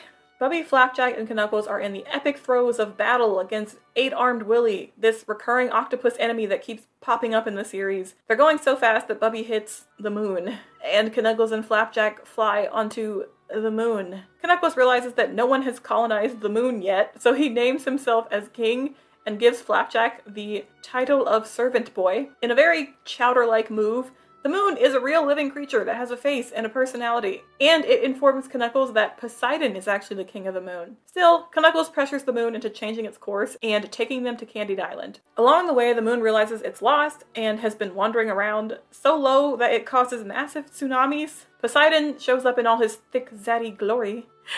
He could use some cosmetic restructuring though. Also, he has 2 kids apparently, so we love a single father. From the moon, Knuckles and Flapjack actually see Candied Island, but the moon refuses to take them down because Knuckles has been a jerk for the entire episode, of course. Now we know for sure that Candied Island exists and that it looks accurate to the legends. Flapjack and Knuckles keep playing psychological games with the moon, but it won't budge, so Knuckles makes a last-ditch effort to jump, but not before dragging Flapjack down with him. They get close to the island, but the moon pulls them back up with its gravitational force. Episode 3, Segment 2, 100% Sis. Flapjack and Knuckles are playing hide and seek, and Flapjack decides to go across the world and strand himself in the middle of the sea as a hiding spot. He sneaks onto a random ship and overhears pirates planning to take over Stormalong Harbor. They reveal themselves to not be pirates, but census takers. Flapjack asks to join the census takers, so they send him back to Stormalong Harbor with a clipboard so he can do free labor. The boy goes around town taking census, I guess, and we learn that Dr. Barber has the disembodied voice of his mother living in his sock drawer. There's also this stupid conflict for the entire episode where Knuckles can't count to the number 4, and Flapjack keeps telling Knuckles that he's taking census so he can account for everyone in Stormalong. Knuckles keeps misunderstanding Flapjack and thinks that he's mocking him for not being able to count to 4. Flapjack ends up leaving Knuckles out of his census because he's being too damn difficult, and he goes back to the census takers who actually are evil. Now that they have detailed logs of everyone in the harbor, they try to ransack the town. Come with me or the old lady gets beat! I've never seen that woman in my life. Knuckles shows up and starts pushing people into the sea. It's that easy to save a harbor from being overrun by invaders, apparently. Episode 4, Segment 1, Off with His Hat. A monkey steals Knuckles' hat, but he and Flapjack are saved by a field scientist who is strangely into Knuckles. When she's saving them, she explicitly says, "They are both human." I disagree with this. Also, these monkeys are trying to get away from this woman. Like, it's obvious. I suspect there's some strange monkey business going on with her here. She seems very horny. Then turns out the monkeys do actually hate the lady and toss her into a volcano because she was basically harassing them. Thanks. You can talk? Yeah, we just don't talk around her. She's so annoying. Always trying to give us kisses and back rubs. The lady doesn't die, by the way. She's fine. But there is this last line. Hi, what's your name? As I watched season 2, I found that a lot of episodes have lost their unique randomness. In this episode in particular, I expected like 12 different misdirects and plot twists, but the actual writing of Mayoff becomes very tame and almost boringly ordinary in the later episodes. The only real draw in these episodes are the occasional disgusting insert images. Episode 4, Segment 2, Knuckles and His Hilarious Problem. This one is disturbing. Knuckles and Flapjack find a giant barrel of candy, and Knuckles gets crunk off of the cocaine that is candy in this world. He goes through intense candy withdrawal and experiences every emotion known to man. Eventually they have to restrain him in a chair. Captain, get up! Talking lollipop? Where have I been all your life? Bruh. Dr. Barber tells Flapjack to cut him off from candy, but Knuckles uses very subtle, evil, manipulative mind tricks to try and weasel his way out of the chair. This episode is truly unhinged. Look at this. So you don't want any candy? Nope. Okay, wait, there's a shot of a baby in a bassinet that's sucking on a bottle of hard candy. So you're telling me that in this world, candy is an addictive drug that is detrimental to health, but people are using it for their infants. Yo, Knuckles is down bad for some candy. Like, these scenes were funny to watch. Bubby fucking takes one look at Knuckles in this state and sends him drifting out to sea. This is when true horror happens. Knuckles has the worst withdrawal-fueled fever dream, and it's disgusting. Is that you, boy? Who's that? Who's that? I know what you want. I've got it right. Candy wife? Oh, delicious. It's okay, Captain. Flap? You're safe now. Here with us. We're all whirling in a candy cosmos. Candy. Yes.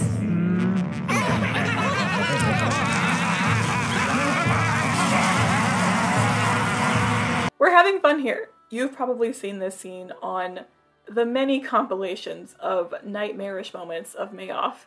Due to this hallucination, Knuckles becomes a monk that is forever cured of his candy obsession. But now he hates candy and is traumatized by it. Before I succumb to candy, I looked like this. He's preaching prohibition, and he starts a riot where they loot the candy barrel and steal Candy Wife. Except Knuckles didn't actually change. He's just tricked the town into putting the candy into a boat so he can take it and run. When Flapjack finds out, he puts him right back into the restraining chair. Episode 5, Segment 1, Fancy Pants. Larry makes a VIP section for the candy barrels, so Flapjack and Knuckles try to break in, but Larry says, no pants, no service. The entire episode is centered around Knuckles trying to make himself thicker so he can fit into a free pair of fancy pants. I think this segment will be much funnier if I just play this short clip for you guys out of context.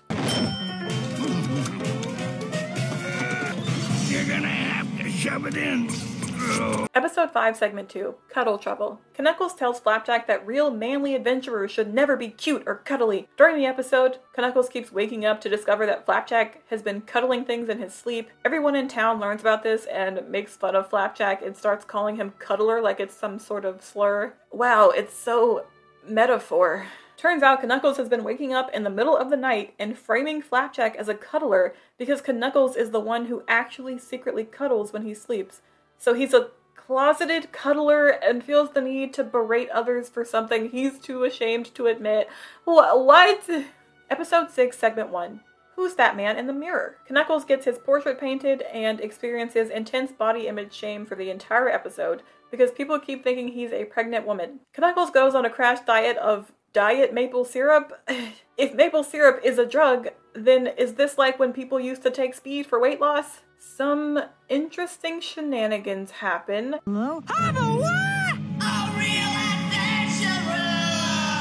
I was at the portrait painter's picking up some of my adventure glamour shots when I saw this painting. This is the most beautiful pregnant woman I've ever seen, and I must meet her. Knuckles isn't pregnant, and he's a man. My therapist says that I fall in love too fast, and I suppose she was right. Wait! Would you like to stay for dinner? Here I am monopolizing the conversation, and I forgot to see if that guy on the couch had any stories. His name's Captain Knuckles, and he's the greatest adventurer ever. He can even do 20 push-ups. 20? How about 200?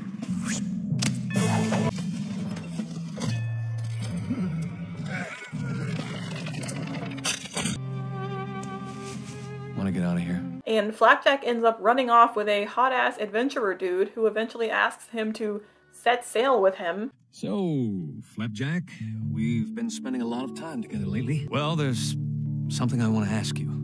Will you set sail with me? Of course, Flapjack turns his adventurer dude down and reunites with Knuckles, and we all cry inside because this boy desperately needs a better role model. Episode 6, Segment 2, Unhappy Endings. Bubby tells the two some stories when Knuckles criticizes her for always using happy endings. To hear some real hard-hitting stories, he takes Flapjack around the harbor to places like the local prison, the doctor's office, the candy barrel, but Knuckles and Flapjack just aren't satisfied. So there's these two guys, Knappos and Jack Flap, and they think they want a story. But what they really want is surgery. They drink some of Dr. Barber's tea and fall asleep, and when they wake up, surgery. Would you like some tea? Flapjack tells Knuckles to tell a story if he's so great at it, so Knuckles tries, but it sucks. Episode 7, Segment 1, SS Knuckies. Knuckles wants to own his own boat to justify his status as captain.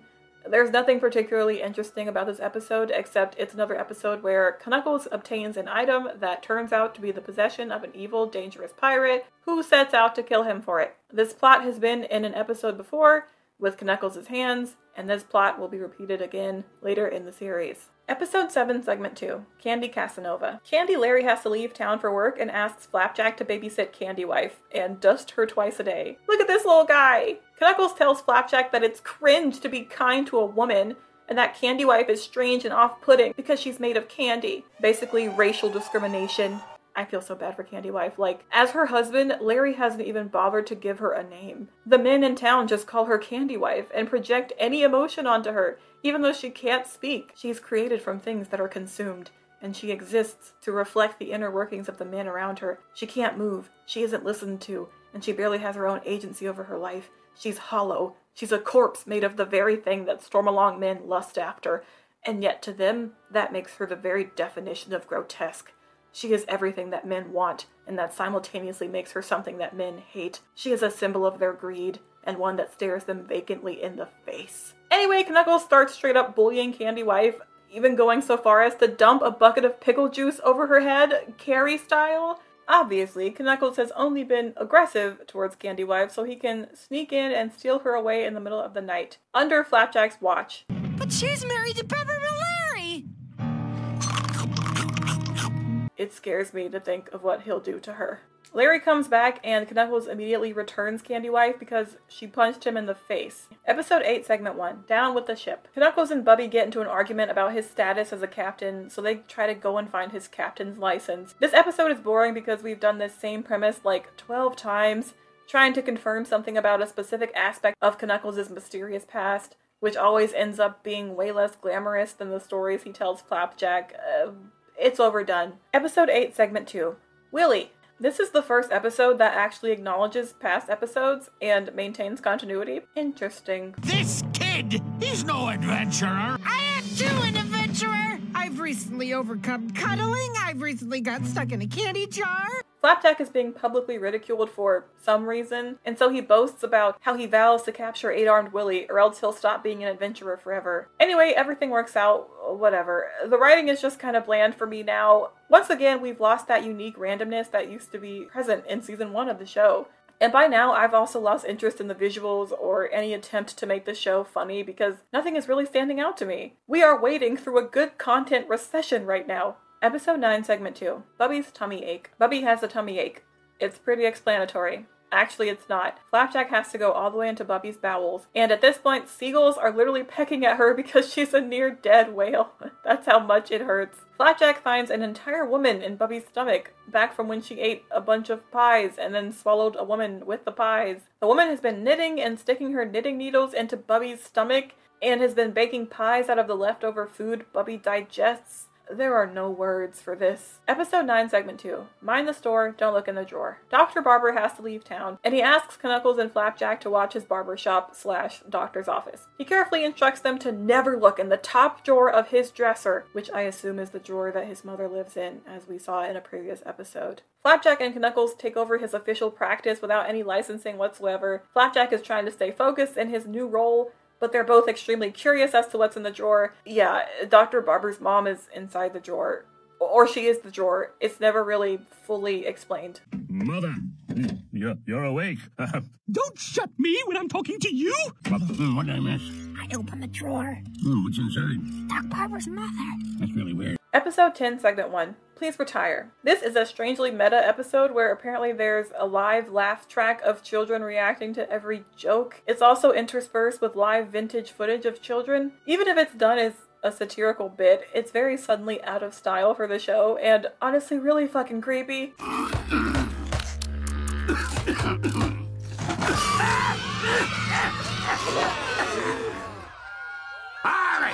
In this episode, Knuckles realizes that the old Storytellers Club members have retired and have been replaced with Gen Zs, oh no, who mock him for his boring stories. Flapjack befriends the kids, and it's revealed that they've actually tied up the old storytellers in town, and Knuckles saves them. I don't know if it's me, or if it's the fact that this show has overrun its course, but I don't care about half of the plots now, and I don't care that it made Knuckles a hero in this episode. Episode 10, Segment 2, Under the Sea Monster. I hate the laugh track. I hate the laugh track, and I hate the unsettling cuts to young children's faces. In Season 1, Mayoff is clearly a children's cartoon, but it never felt like a baby's cartoon. But now, in the later half of Season 2, the plots have become more predictable, the gags have been more slapstick, the conflict has been non-existent, and the dialogue has been so basic. Remember Punzi McHale? That was amazing dialogue. This isn't. Oh, wait.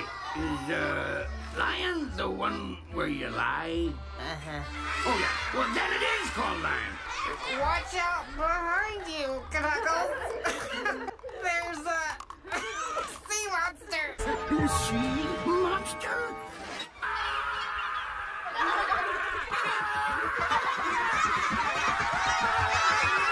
Flapjack and Knuckles have become watered down, with Knuckles being some half-assed anti-hero figure without deserving it. And now Flapjack is so passive in these episodes that his actions barely matter. Also in this episode, nothing makes any fucking sense. For some reason, Larry is acting like the town mayor and instantly calls for Knuckles to be shot via crossbow into the sea.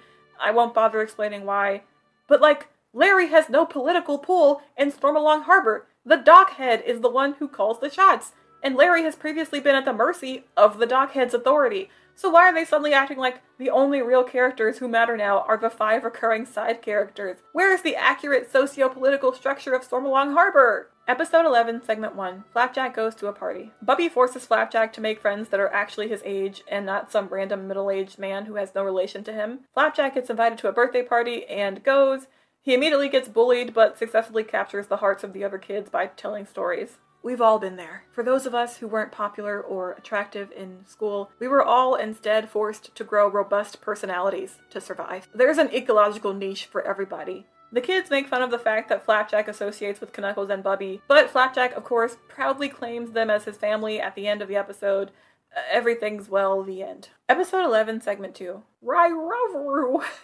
Sure, let's keep that one. In this episode, Flapjack gets a dog and Knuckles gets jealous of it. The lost dog turns out to belong to Lady Nickelbottoms, and somehow Flapjack ends up trying to act as the lost dog to cheer the woman up for some reason. What does it say? Rory Rai Ran Ray, Rai Ravru, Ronald Regalbottoms. Shall I take him to the pound and have him fixed? Oh, heavens, no! Turns out the dog wasn't lost, but rather tossed into the sea by the lady's butler, who was jealous of the dog. Charles, isn't today your birthday? Oh, I thought you'd forgotten, milady. Well, you're not using it, are you? Oh, he's a doggy good kind. Oh, he's a doggy good kind. Oh, he's a doggy good kind. So now the butler's out to get Flapjack as well for pretending to be the dog, but everything is solved in the end. There's also a lot of dead air in these episodes now, as if they're trying to pad out the runtime. It's so odd. Well, I can dance. Do-dee-doo, do-dee-doo, do-dee-doo. Episode 12, Low Tidings. Oh my gosh, I take it all back because this is a Christmas episode with a custom intro and song, and I love it. Good cheer. It's the most lowest tide of the year. This episode isn't split into 2 segments, but is a full 22-minute episode. It's about how Stormalong Harbor celebrates Low Tides Day, which is when the tides recede so much that Stormalong is basically beached. This means Bubby has to go away to prevent her actual death. Of course, as usual, Knuckles hates everything joyous and has to give Flapjack a long, ridiculous, and probably fake backstory about why the world has wronged him. So in Stormalong, they celebrate Low Tides Day by putting their boots down over the pier and waiting for Poseidon to come and fill their boots like they're Christmas stockings. As a kid, Knuckles was so shitty that he didn't get presents. Instead, he got a sack thrown over him and got beaten by a group of buff mermen, because apparently that's the equivalent to getting coal in Stormalong Harbor. So Flapjack sets out to prove that Knuckles this year is actually a good person worthy of a present. This is a Knuckles compassion episode. It's all about Knuckles. I don't care about him. They keep trying to redeem him, but I am not interested. Tell me more about Peppermint Larry and his adopted daughter. Tell me more about Dr. Barber. Hell, tell me more about the random banker guy. I would care about literally anyone else in this series except Knuckles. The only thing worth saving about this episode is that it's chock full of unnecessary and out-of-place musical scores, which I personally love.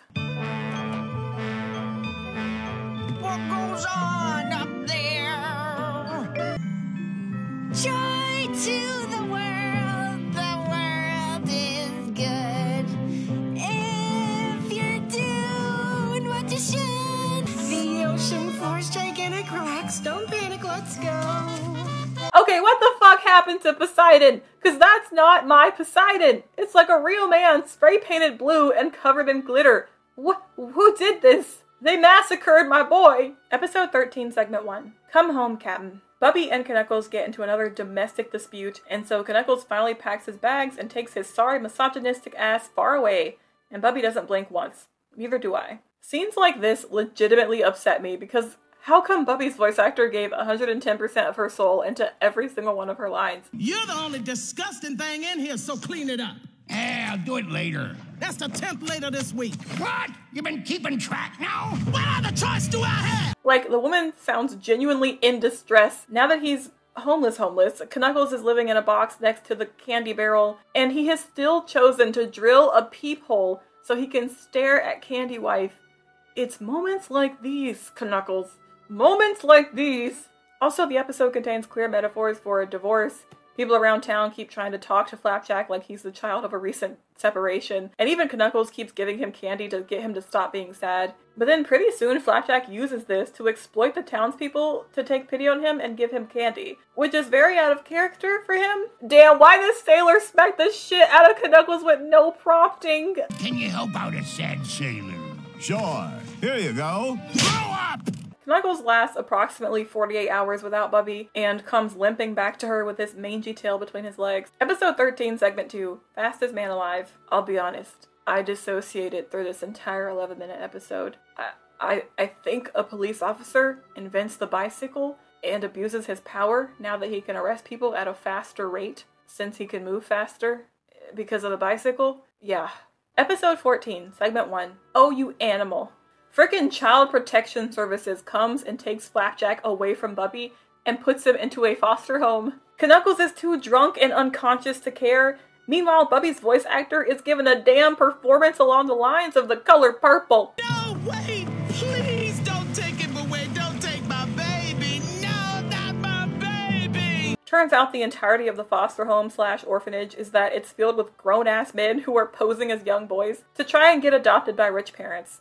I respect the grind. Of all people, Knuckles recruits Lolly Poop Deck to try and break Flapjack out of the orphanage by posing as a parent who wants to adopt. But he immediately takes a different boy because he just likes him better. So the orphanage lady offers Flapjack to stay with her and her husband, but he refuses. Bubby literally hoists herself up a fucking pier and learns to evolve to walk on 2 legs just to go get her baby back. Ignoring the fact that she literally can't breathe outside of water. The mistress of the orphanage learns that Bubby's headed straight towards them, and there's this tense horror scene. And what the fuck is this moment? She's here. Anyway, Flapjack is like saved or something, and he lives with Bubby and Knuckles again. Nothing changed. But at the end of the episode, it turns out that the random orphanage lady's husband is the freaking buff, hot, sexy adventurer man who's disappointed that Flapjack doesn't want to become his son. What are the odds? Episode 14, Segment 2. The Return of Sally Syrup. Sally Syrup returns, just like the title says. She's the daughter of the inventor's brother from the first episodes of Season 1? Did we know this before? Sally does not care about Flapjack or Stormalong. Girl just wants to go somewhere and make something of herself, and I can't blame her. However, before, when Flapjack had the whole blood gnat problem, he insisted that he didn't actually like Sally at all. But in this episode, he blatantly has a crush on her now. The two of them spend the day walking around town enjoying a very loose episode plot, and Sally's kind of mean, to be honest. Also, the dialogue of this episode is baffling. Like maybe it's because they're such young kids and young kids can have nonsensical conversations, but the writing here doesn't match their previous interactions between them from the last season. Seashells from faraway lands. Hey, I've been to faraway lands. These are from farther away. You really gave those guys the what for? So what? So what if I gave them what for? So what for? Oh.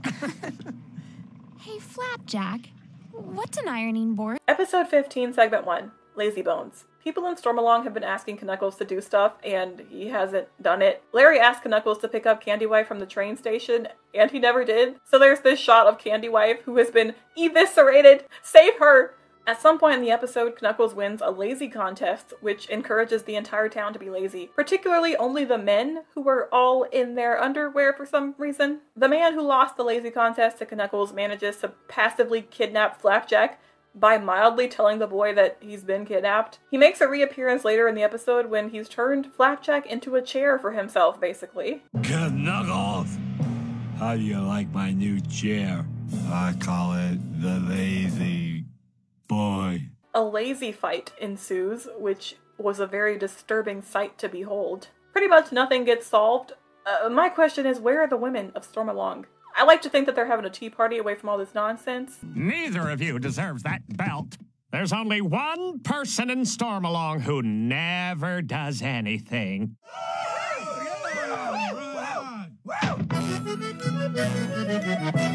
Episode 15, Segment 2. Two Old Men and a Locked Box. Flapjack and Knuckles are on an island when they encounter Richard and Mitchard, two former friends who now hate each other because they found a treasure chest from Candied Island and fought over who should open it. There's this great gag that reveals that Richard and Mitchard are obvious parallels to Flapjack and Knuckles, and it even includes a parodied opening song. Richard, hey Richard! Yes, Mitchard? Come with me, we'll go and see a place called Candied Island. Adventure, that's the life for me. There's licorice groves and peppermint seas. Sounds pretty boring to me. It's the adventures of Richard and Richard. Flapjack and Knuckles manipulate both men so they can steal the chest and key from them. And of course, they also end up fighting over the chest and key. In the end, they learn to love each other. There's also cool Minotaur ladies that briefly show up in this episode. I think they're rad. Episode 16, Segment 1. Bam. This episode, wow. It is, yeah.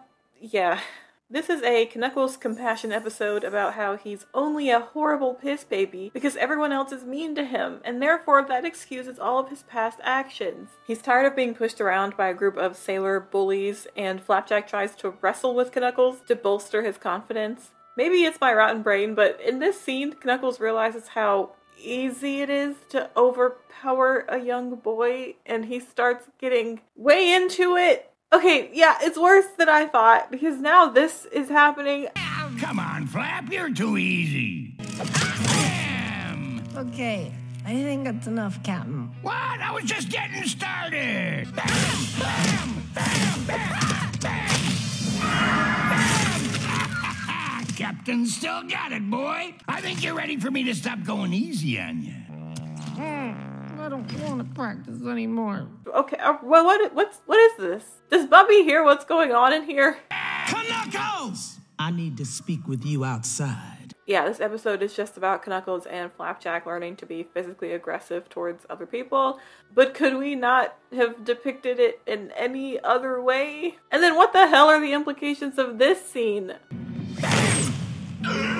Hey, Knuckles a kid. Those sailors are jerks, but at least they did kids. Maybe we should him up and see how he likes it.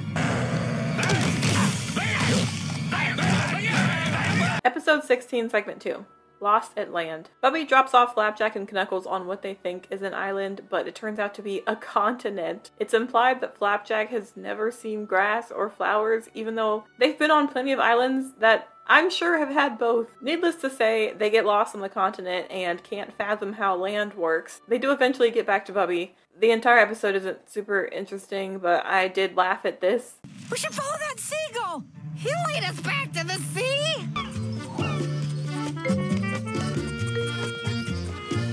Why are they following me? I'm lost. And this. Good thing we've been growing out our fingernails. Episode 17, Segment 1. Just One Kiss. Knuckles is simping over Candy Wife as always, but directs his anger and aggression onto her for not being with him, as if it's her fault for just not being interested in him. Knuckles loses it after seeing Larry and Candy Wife together, and he tries to brainstorm ways to force Candy Wife to kiss him, because, you know, a woman who physically can't move away or avoid you is bound by law to remain passive to your advances. Flapjack and Knuckles play games of pool to rack up enough possessions for Knuckles to think that he can now impress Candy Wife. They show up to the Candy Barrel and challenge Peppermint Larry to play pool, but he turns out to be like the grand champion of world pool. In the end, he passes out because plot reasons, and they have to play Candy Wife herself in a game of pool, and she freaking obliterates Knuckles, which makes him lose everything that he just gained. Episode 17, Segment 2. Wishing Not So Well. This episode's about the town wishing well, and wait, didn't we literally get one like this before? And this time it's in a different location on the harbor? Like in the middle of the harbor when it wasn't before? Knuckles makes a wish that he never has to see anyone again for the rest of his life. The wish instantly comes true, and he's transported to an eerily empty Stormalong. He just goes on an instant candy bender, but eventually realizes that he can't do anything alone and has no skills or survival instincts. He does go to the schoolhouse to teach himself how to learn, and he still ends up learning things in the completely wrong way.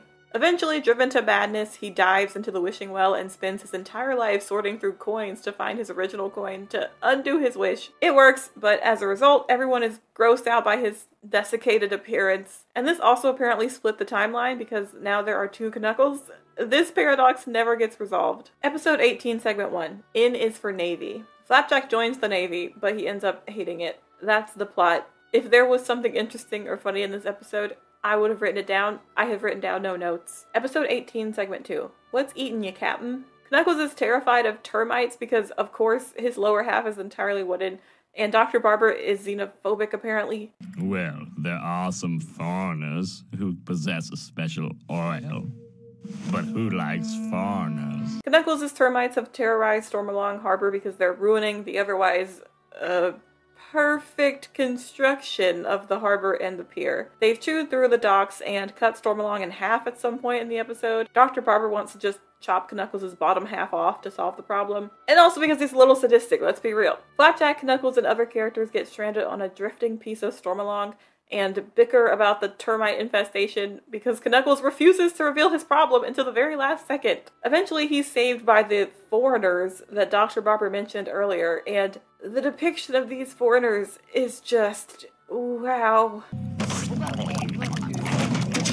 There are so many things wrong with this, and yet I can't take the time to break down the layers of problems here. I don't understand why Knuckles was so against having his legs taken off in favor of new ones, because it's all wooden. His bottom isn't even attached to his body. It's an entire prosthetic that can easily pop off. Episode 19, Segment 1. I'm so proud of me. Candy Wife is straight up melting on the docks under the sun, and it is a nightmare of an image. Oh, Candy Wife, what did I tell you about sunbathing? Flapjack, you saved Candy Wife. I don't think Flapjack saved Candy Wife, Larry. She's still disintegrating. Flapjack gets put in the newspaper for his heroic actions, but when it's published, they've done him dirty with the picture they drew of him, which makes him the laughingstock of town, yada yada, so he and Knuckles have to try and improve their public image, yada yada yada, blah blah blah. Episode 19, Segment 2.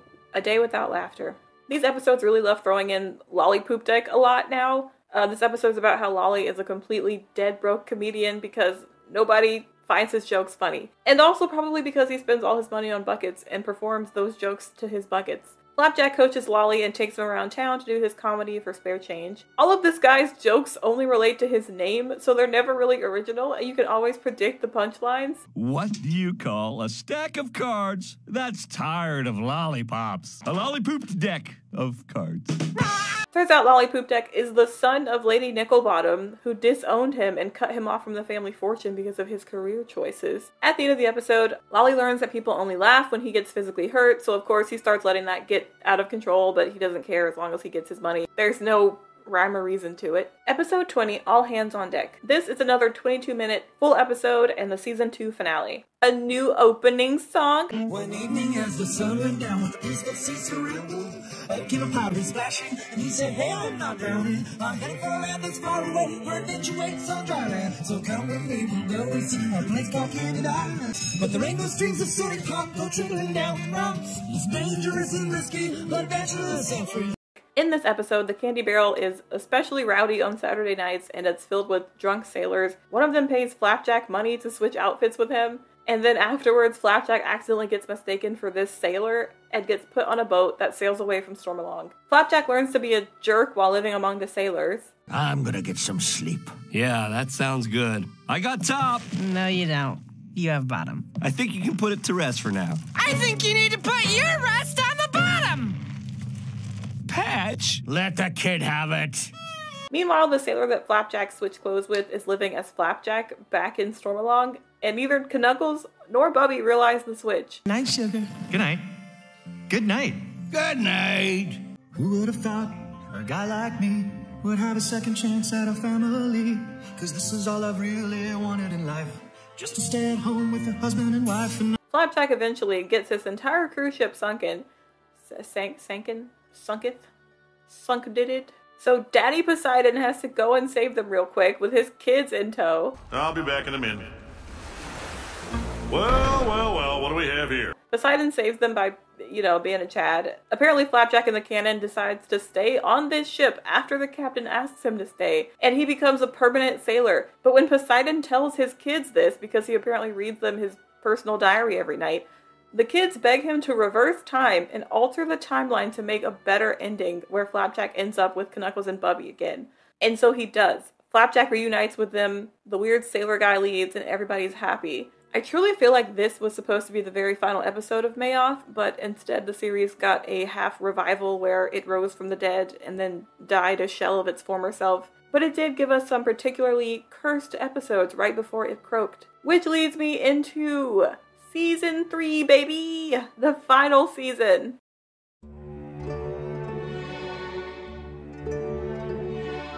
Episode 1, Segment 1. Careful what you fish for. Well, the candy barrel is quarantined. Perfect start to the season. Apparently Candy Wife got the candy flu and gave it to Larry. Yo, he looks like he's on death's door. Knowing Candy Wife, she probably released a deadly toxin in the air from her rotten candied flesh to try and kill her husband. Since this quarantine means that candy is off limits for Stormalong now, Bubby tells Flapjack and Knuckles to start eating vegetables like moss, seaweed, and grass. Eventually, Knuckles and Flapjack also try to learn the art of fishing for the first time, even though they've presumably been living in a harbor for years, surrounded by the sea and fishing boats. Flapjack makes friends with a fish that he catches, and it's fucking terrifying. Neither of them know how to properly eat a fish, so they keep thinking that it's like a subset of candy. There's a moment where they're watching some sailors cut up fish, and the off-screen sounds are pretty funny. It was a pretty well done scene. Okay, I see. He's trying to get the candy out with the bat. Oh, okay. Well, he's using a knife now.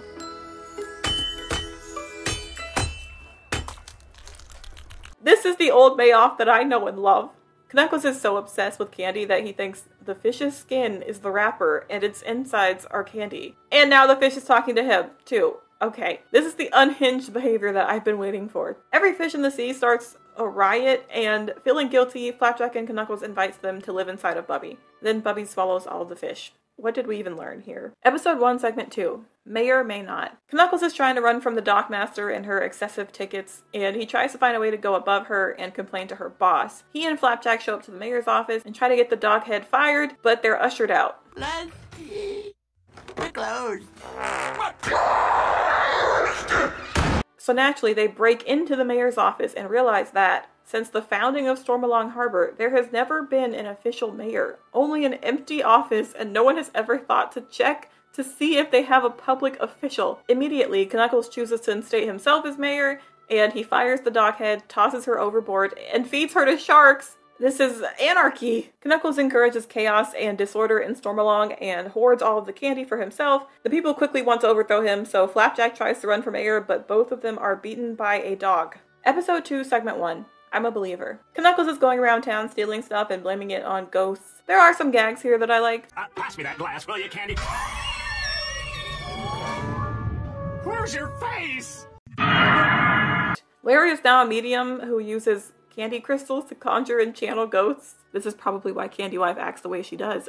She's possessed. The rest of this episode is boring to me personally, so I refuse to elaborate on what else happens. But we get to see the canonical grandfather of Knuckles. So he does have family that's still alive and in the harbor, but just don't associate with him.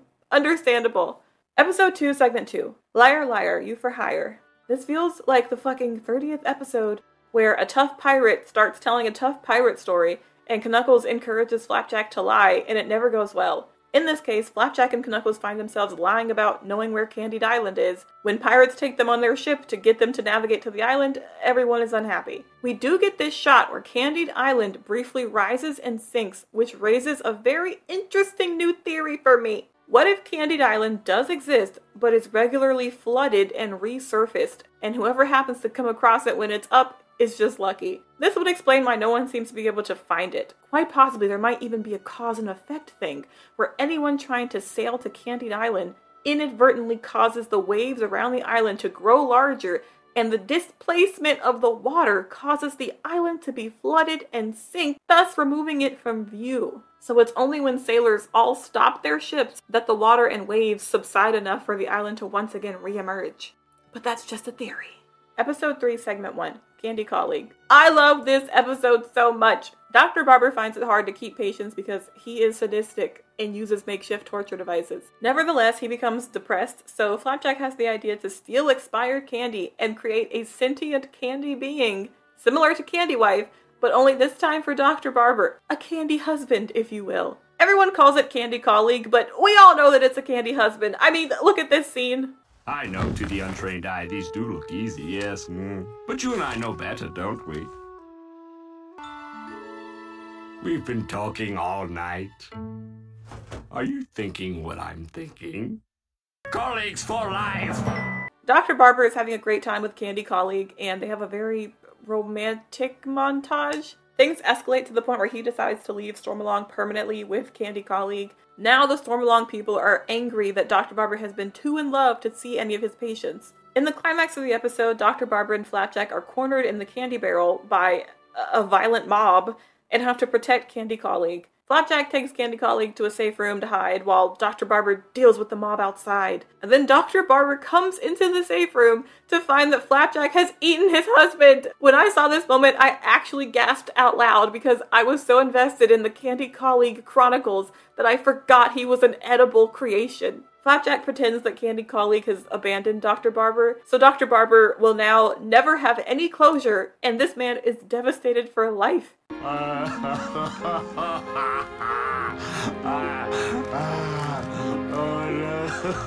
As a result, he now becomes even more of a sadistic person to cope with his loss. No, Kevin.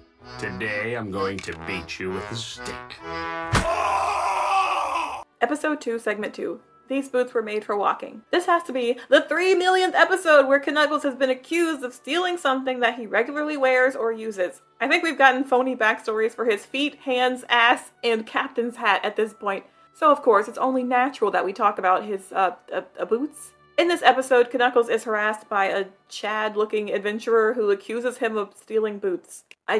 That's it. I'm not interested in these types of episodes because they usually end the same. There is a moment where Knuckles gets facial reconstruction surgery to dodge the people who are chasing him down, which is just as off-putting as you'd expect. And he didn't even pay Dr. Barber, which, it supports small businesses.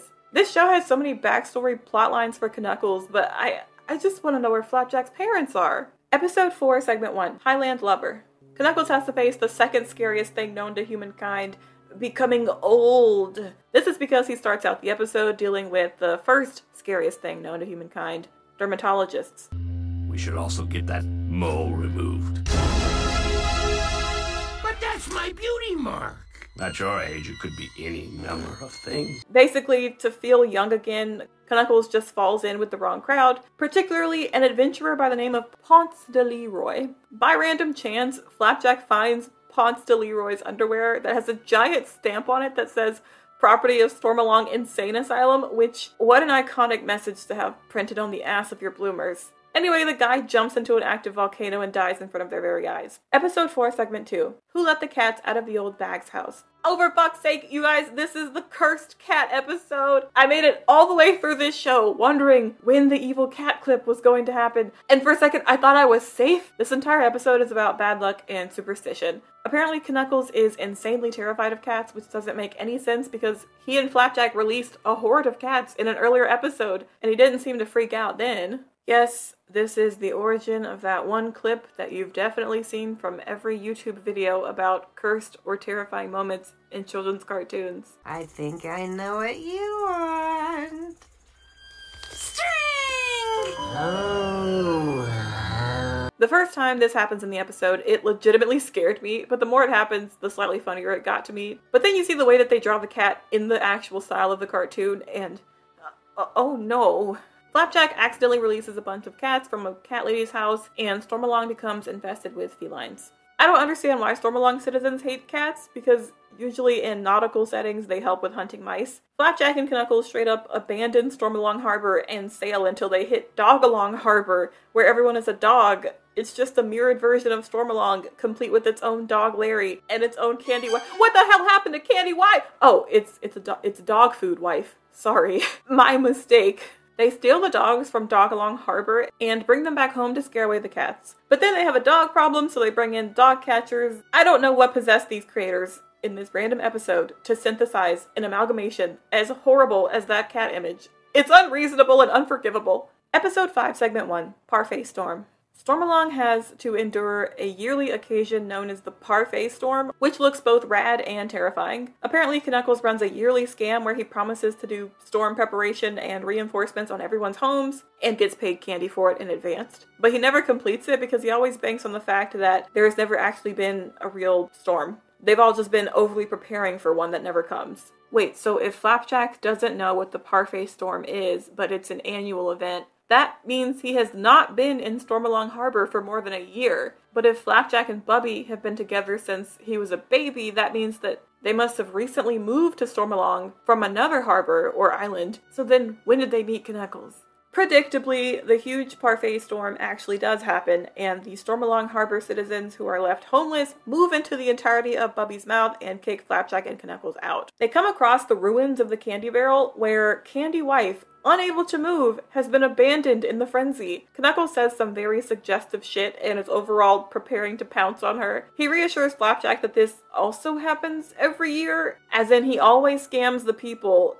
The storm always comes and destroys their homes. The townspeople always kick him out of the harbor, and he always ends up finding Candy Wife and having quality time with her. What? The storm ends, and it turns out that the townspeople have been putting up an elaborate ruse, and their houses weren't actually destroyed, and all of this was an illusion created to make Flapjack and Knuckles pay for their scams. It's almost too complicated to explain. Just take my word for it. Episode 5, Segment 2. Knuckles, don't be a hero. This has to be the 5 trillionth to the 9th episode where Knuckles runs around the harbor being an asshole and then is angry that he doesn't get awarded or loved for being an asshole, so he has to pretend to not be asshole-ish to get a shallow reward for shallow motivations and then turn back to his asshole ways. Okay, pause. Actually, I was wrong. This episode went to a place where I didn't expect it to.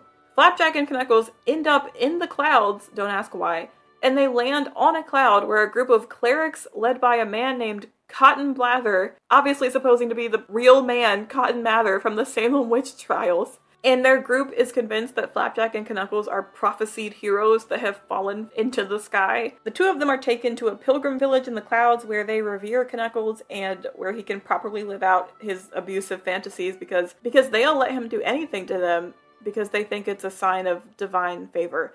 Basically, Knuckles starts a cult. Things go south and they get kicked out.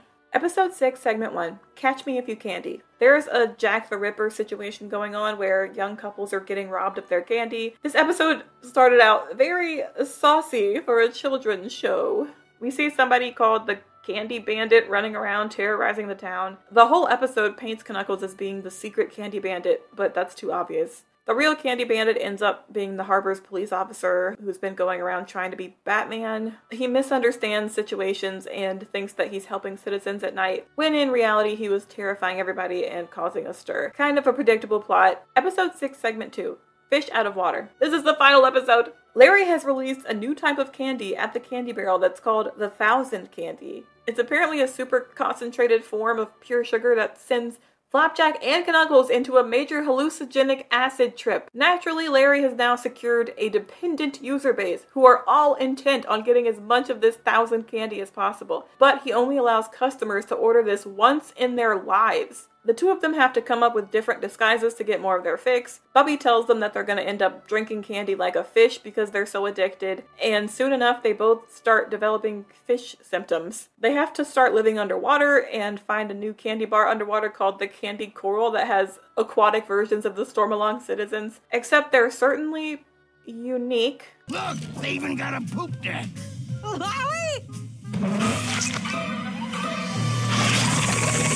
The two of them are taken in by a merman fraternity group who are ironically wholesome and encourage candy sobriety and self-confidence. Despite their efforts to get over their addiction to candy, Flapjack and Knuckles fully turn into fish. They're taken to an underwater hospital where the merman version of Dr. Barber tells them that it's not their candy addiction that's causing their transformation, but rather the fish flu. Ayo, why is merman Dr. Barber double-cheeked up on a Tuesday? Cured of their ailments, the two of them go back to Stormalong Harbor and drink another cup of 1000 candy. Instead of turning into fish, they turn into three-dimensional people. And Bubby turns into a whale with a human face. This is the most cursed way that this show could have ended, and I don't want it to end like this. There's something uncanny and sinister in this moment right here. And that's the end of the misadventures of Flapjack. What a experience. How about we unpack all of that? I think in my last video I hinted at this upcoming video and I said something about making a video on a beloved yet forgotten cartoon or something. Yeah, I was mistaken. The way that this cartoon has lived in my memories is vastly different to the real reality of everything. So, in my opinion, here's what works about this show. First, the art style. While the color scheme is muted and muddy most of the time, the patterning and interesting mixture of composites makes for great backgrounds. We see this similar style getting repeated in shows like Chowder and even later in shows like Fish Hooks. Does anyone remember Fish Hooks? Second, the writing. This does come with a big caveat, because while I enjoyed a good chunk of the episodes and their writing, there was a long stretch in the second season where it was falling flat for me every single time, with a few gems in between. The third season honestly kind of picked back up, especially in terms of embracing just how nasty and goblin the show is. But I did like that a lot of episodes subverted expectations and logical narratives, not so much in a hashtag kooky, hashtag random way, like we'll see with later shows like Uncle Grandpa. Instead, this show handled it in ways that were pleasantly surprising or so convoluted that you were forced to lean towards the screen and try to comprehend what the heck was happening. Third, the character design.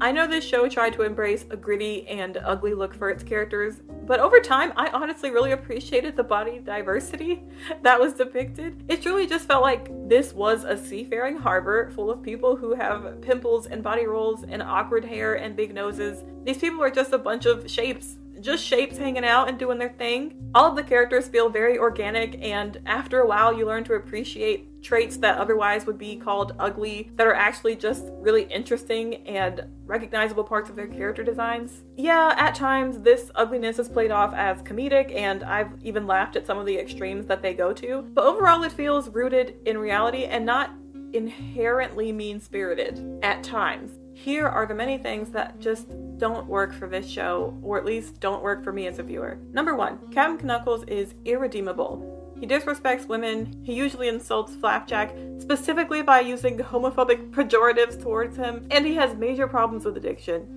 If this was a shitty adult cartoon, then maybe his behavior and attitude would play off as funny, but it isn't an adult cartoon. It's for kids and preteens. Adult cartoons have horrible characters that do horrible things, and the joke is that these characters shouldn't be praised for their actions and are generally bad people. This only works because adults are, or should be, old enough and mature enough to understand the nuances of assholery and generally know how to, or should know how to, separate fiction from reality. But The Marvelous Misadventures of Flapjack is for children. At some point, Knuckles' backwards morals and demeaning verbal abuse are going to inadvertently be internalized by the children watching the show. Usually, it's easy to deflect a character's actions when the episode punishes the character for negative traits. In the first season, it's satisfying as a viewer to watch his sorry ass get dunked on constantly. In the second season, however, he says shitty stuff, gets away with it, and then the writers play him off as a victim to try and slither in a half-assed attempt at weaving morality back into his character. After a certain point, we even have entire episodes where Knuckles is the protagonist and is actually pursuing a good cause. So why else doesn't Knuckles work as a character? He's one of, if not the, main character of the show. Consider other antagonistic characters who are introduced as having asshole-ish personalities. Let's examine Squidward from SpongeBob and Grunkle Stan from Gravity Falls.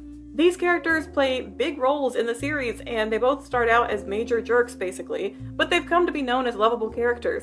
In Stan's case, he's never done anything wrong in his entire life ever. Okay, I'll be fair, fine. Stan's scams and rebellious attitude are geared more towards authority and other people than they're geared towards the children that he takes care of, unlike Knuckles.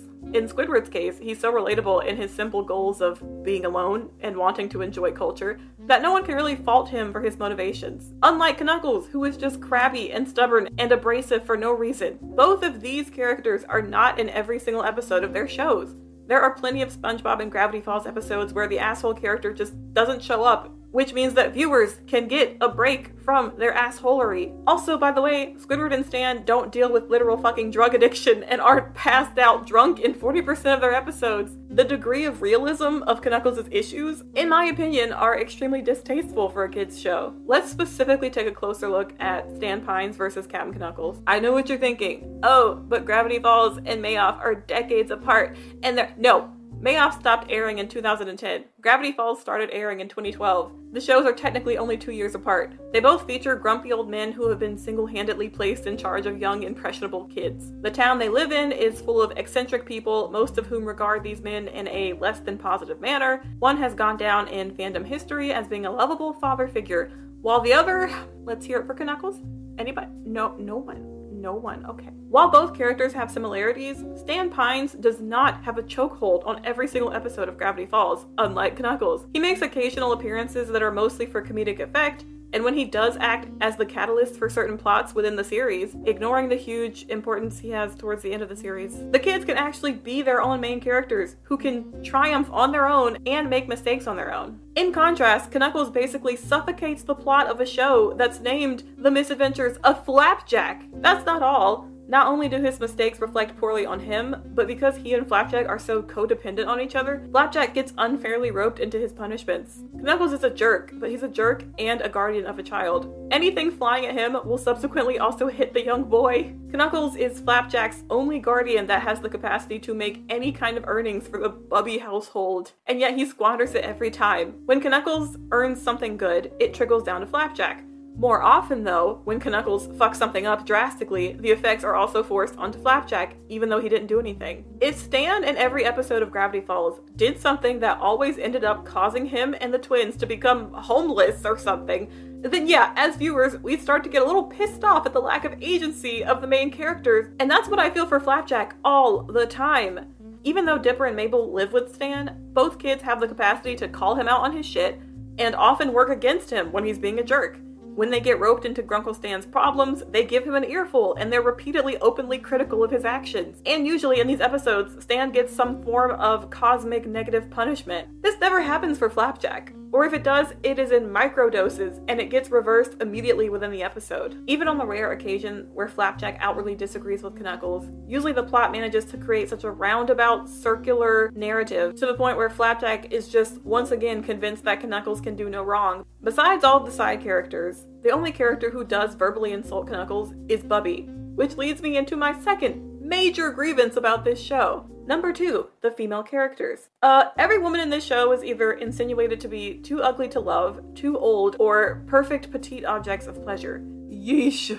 Bubby the Whale is the only woman who has the most screen time in the show. Now, we have to get this out of the way. In the early 2000s, Cartoon Network and Disney Channel in general loved to throw in a sassy black woman figure in any way they possibly could, because that's what they thought diversity was at the time. Bubby has an amazing black voice actress, and she uses a lot of African-American vernacular in her dialogue, while the majority of the other characters don't. And despite the fucking top-tier performance of Roz Ryan, we have to face the fact that Bubby the Whale, as a character, she's kind of a mammy figure.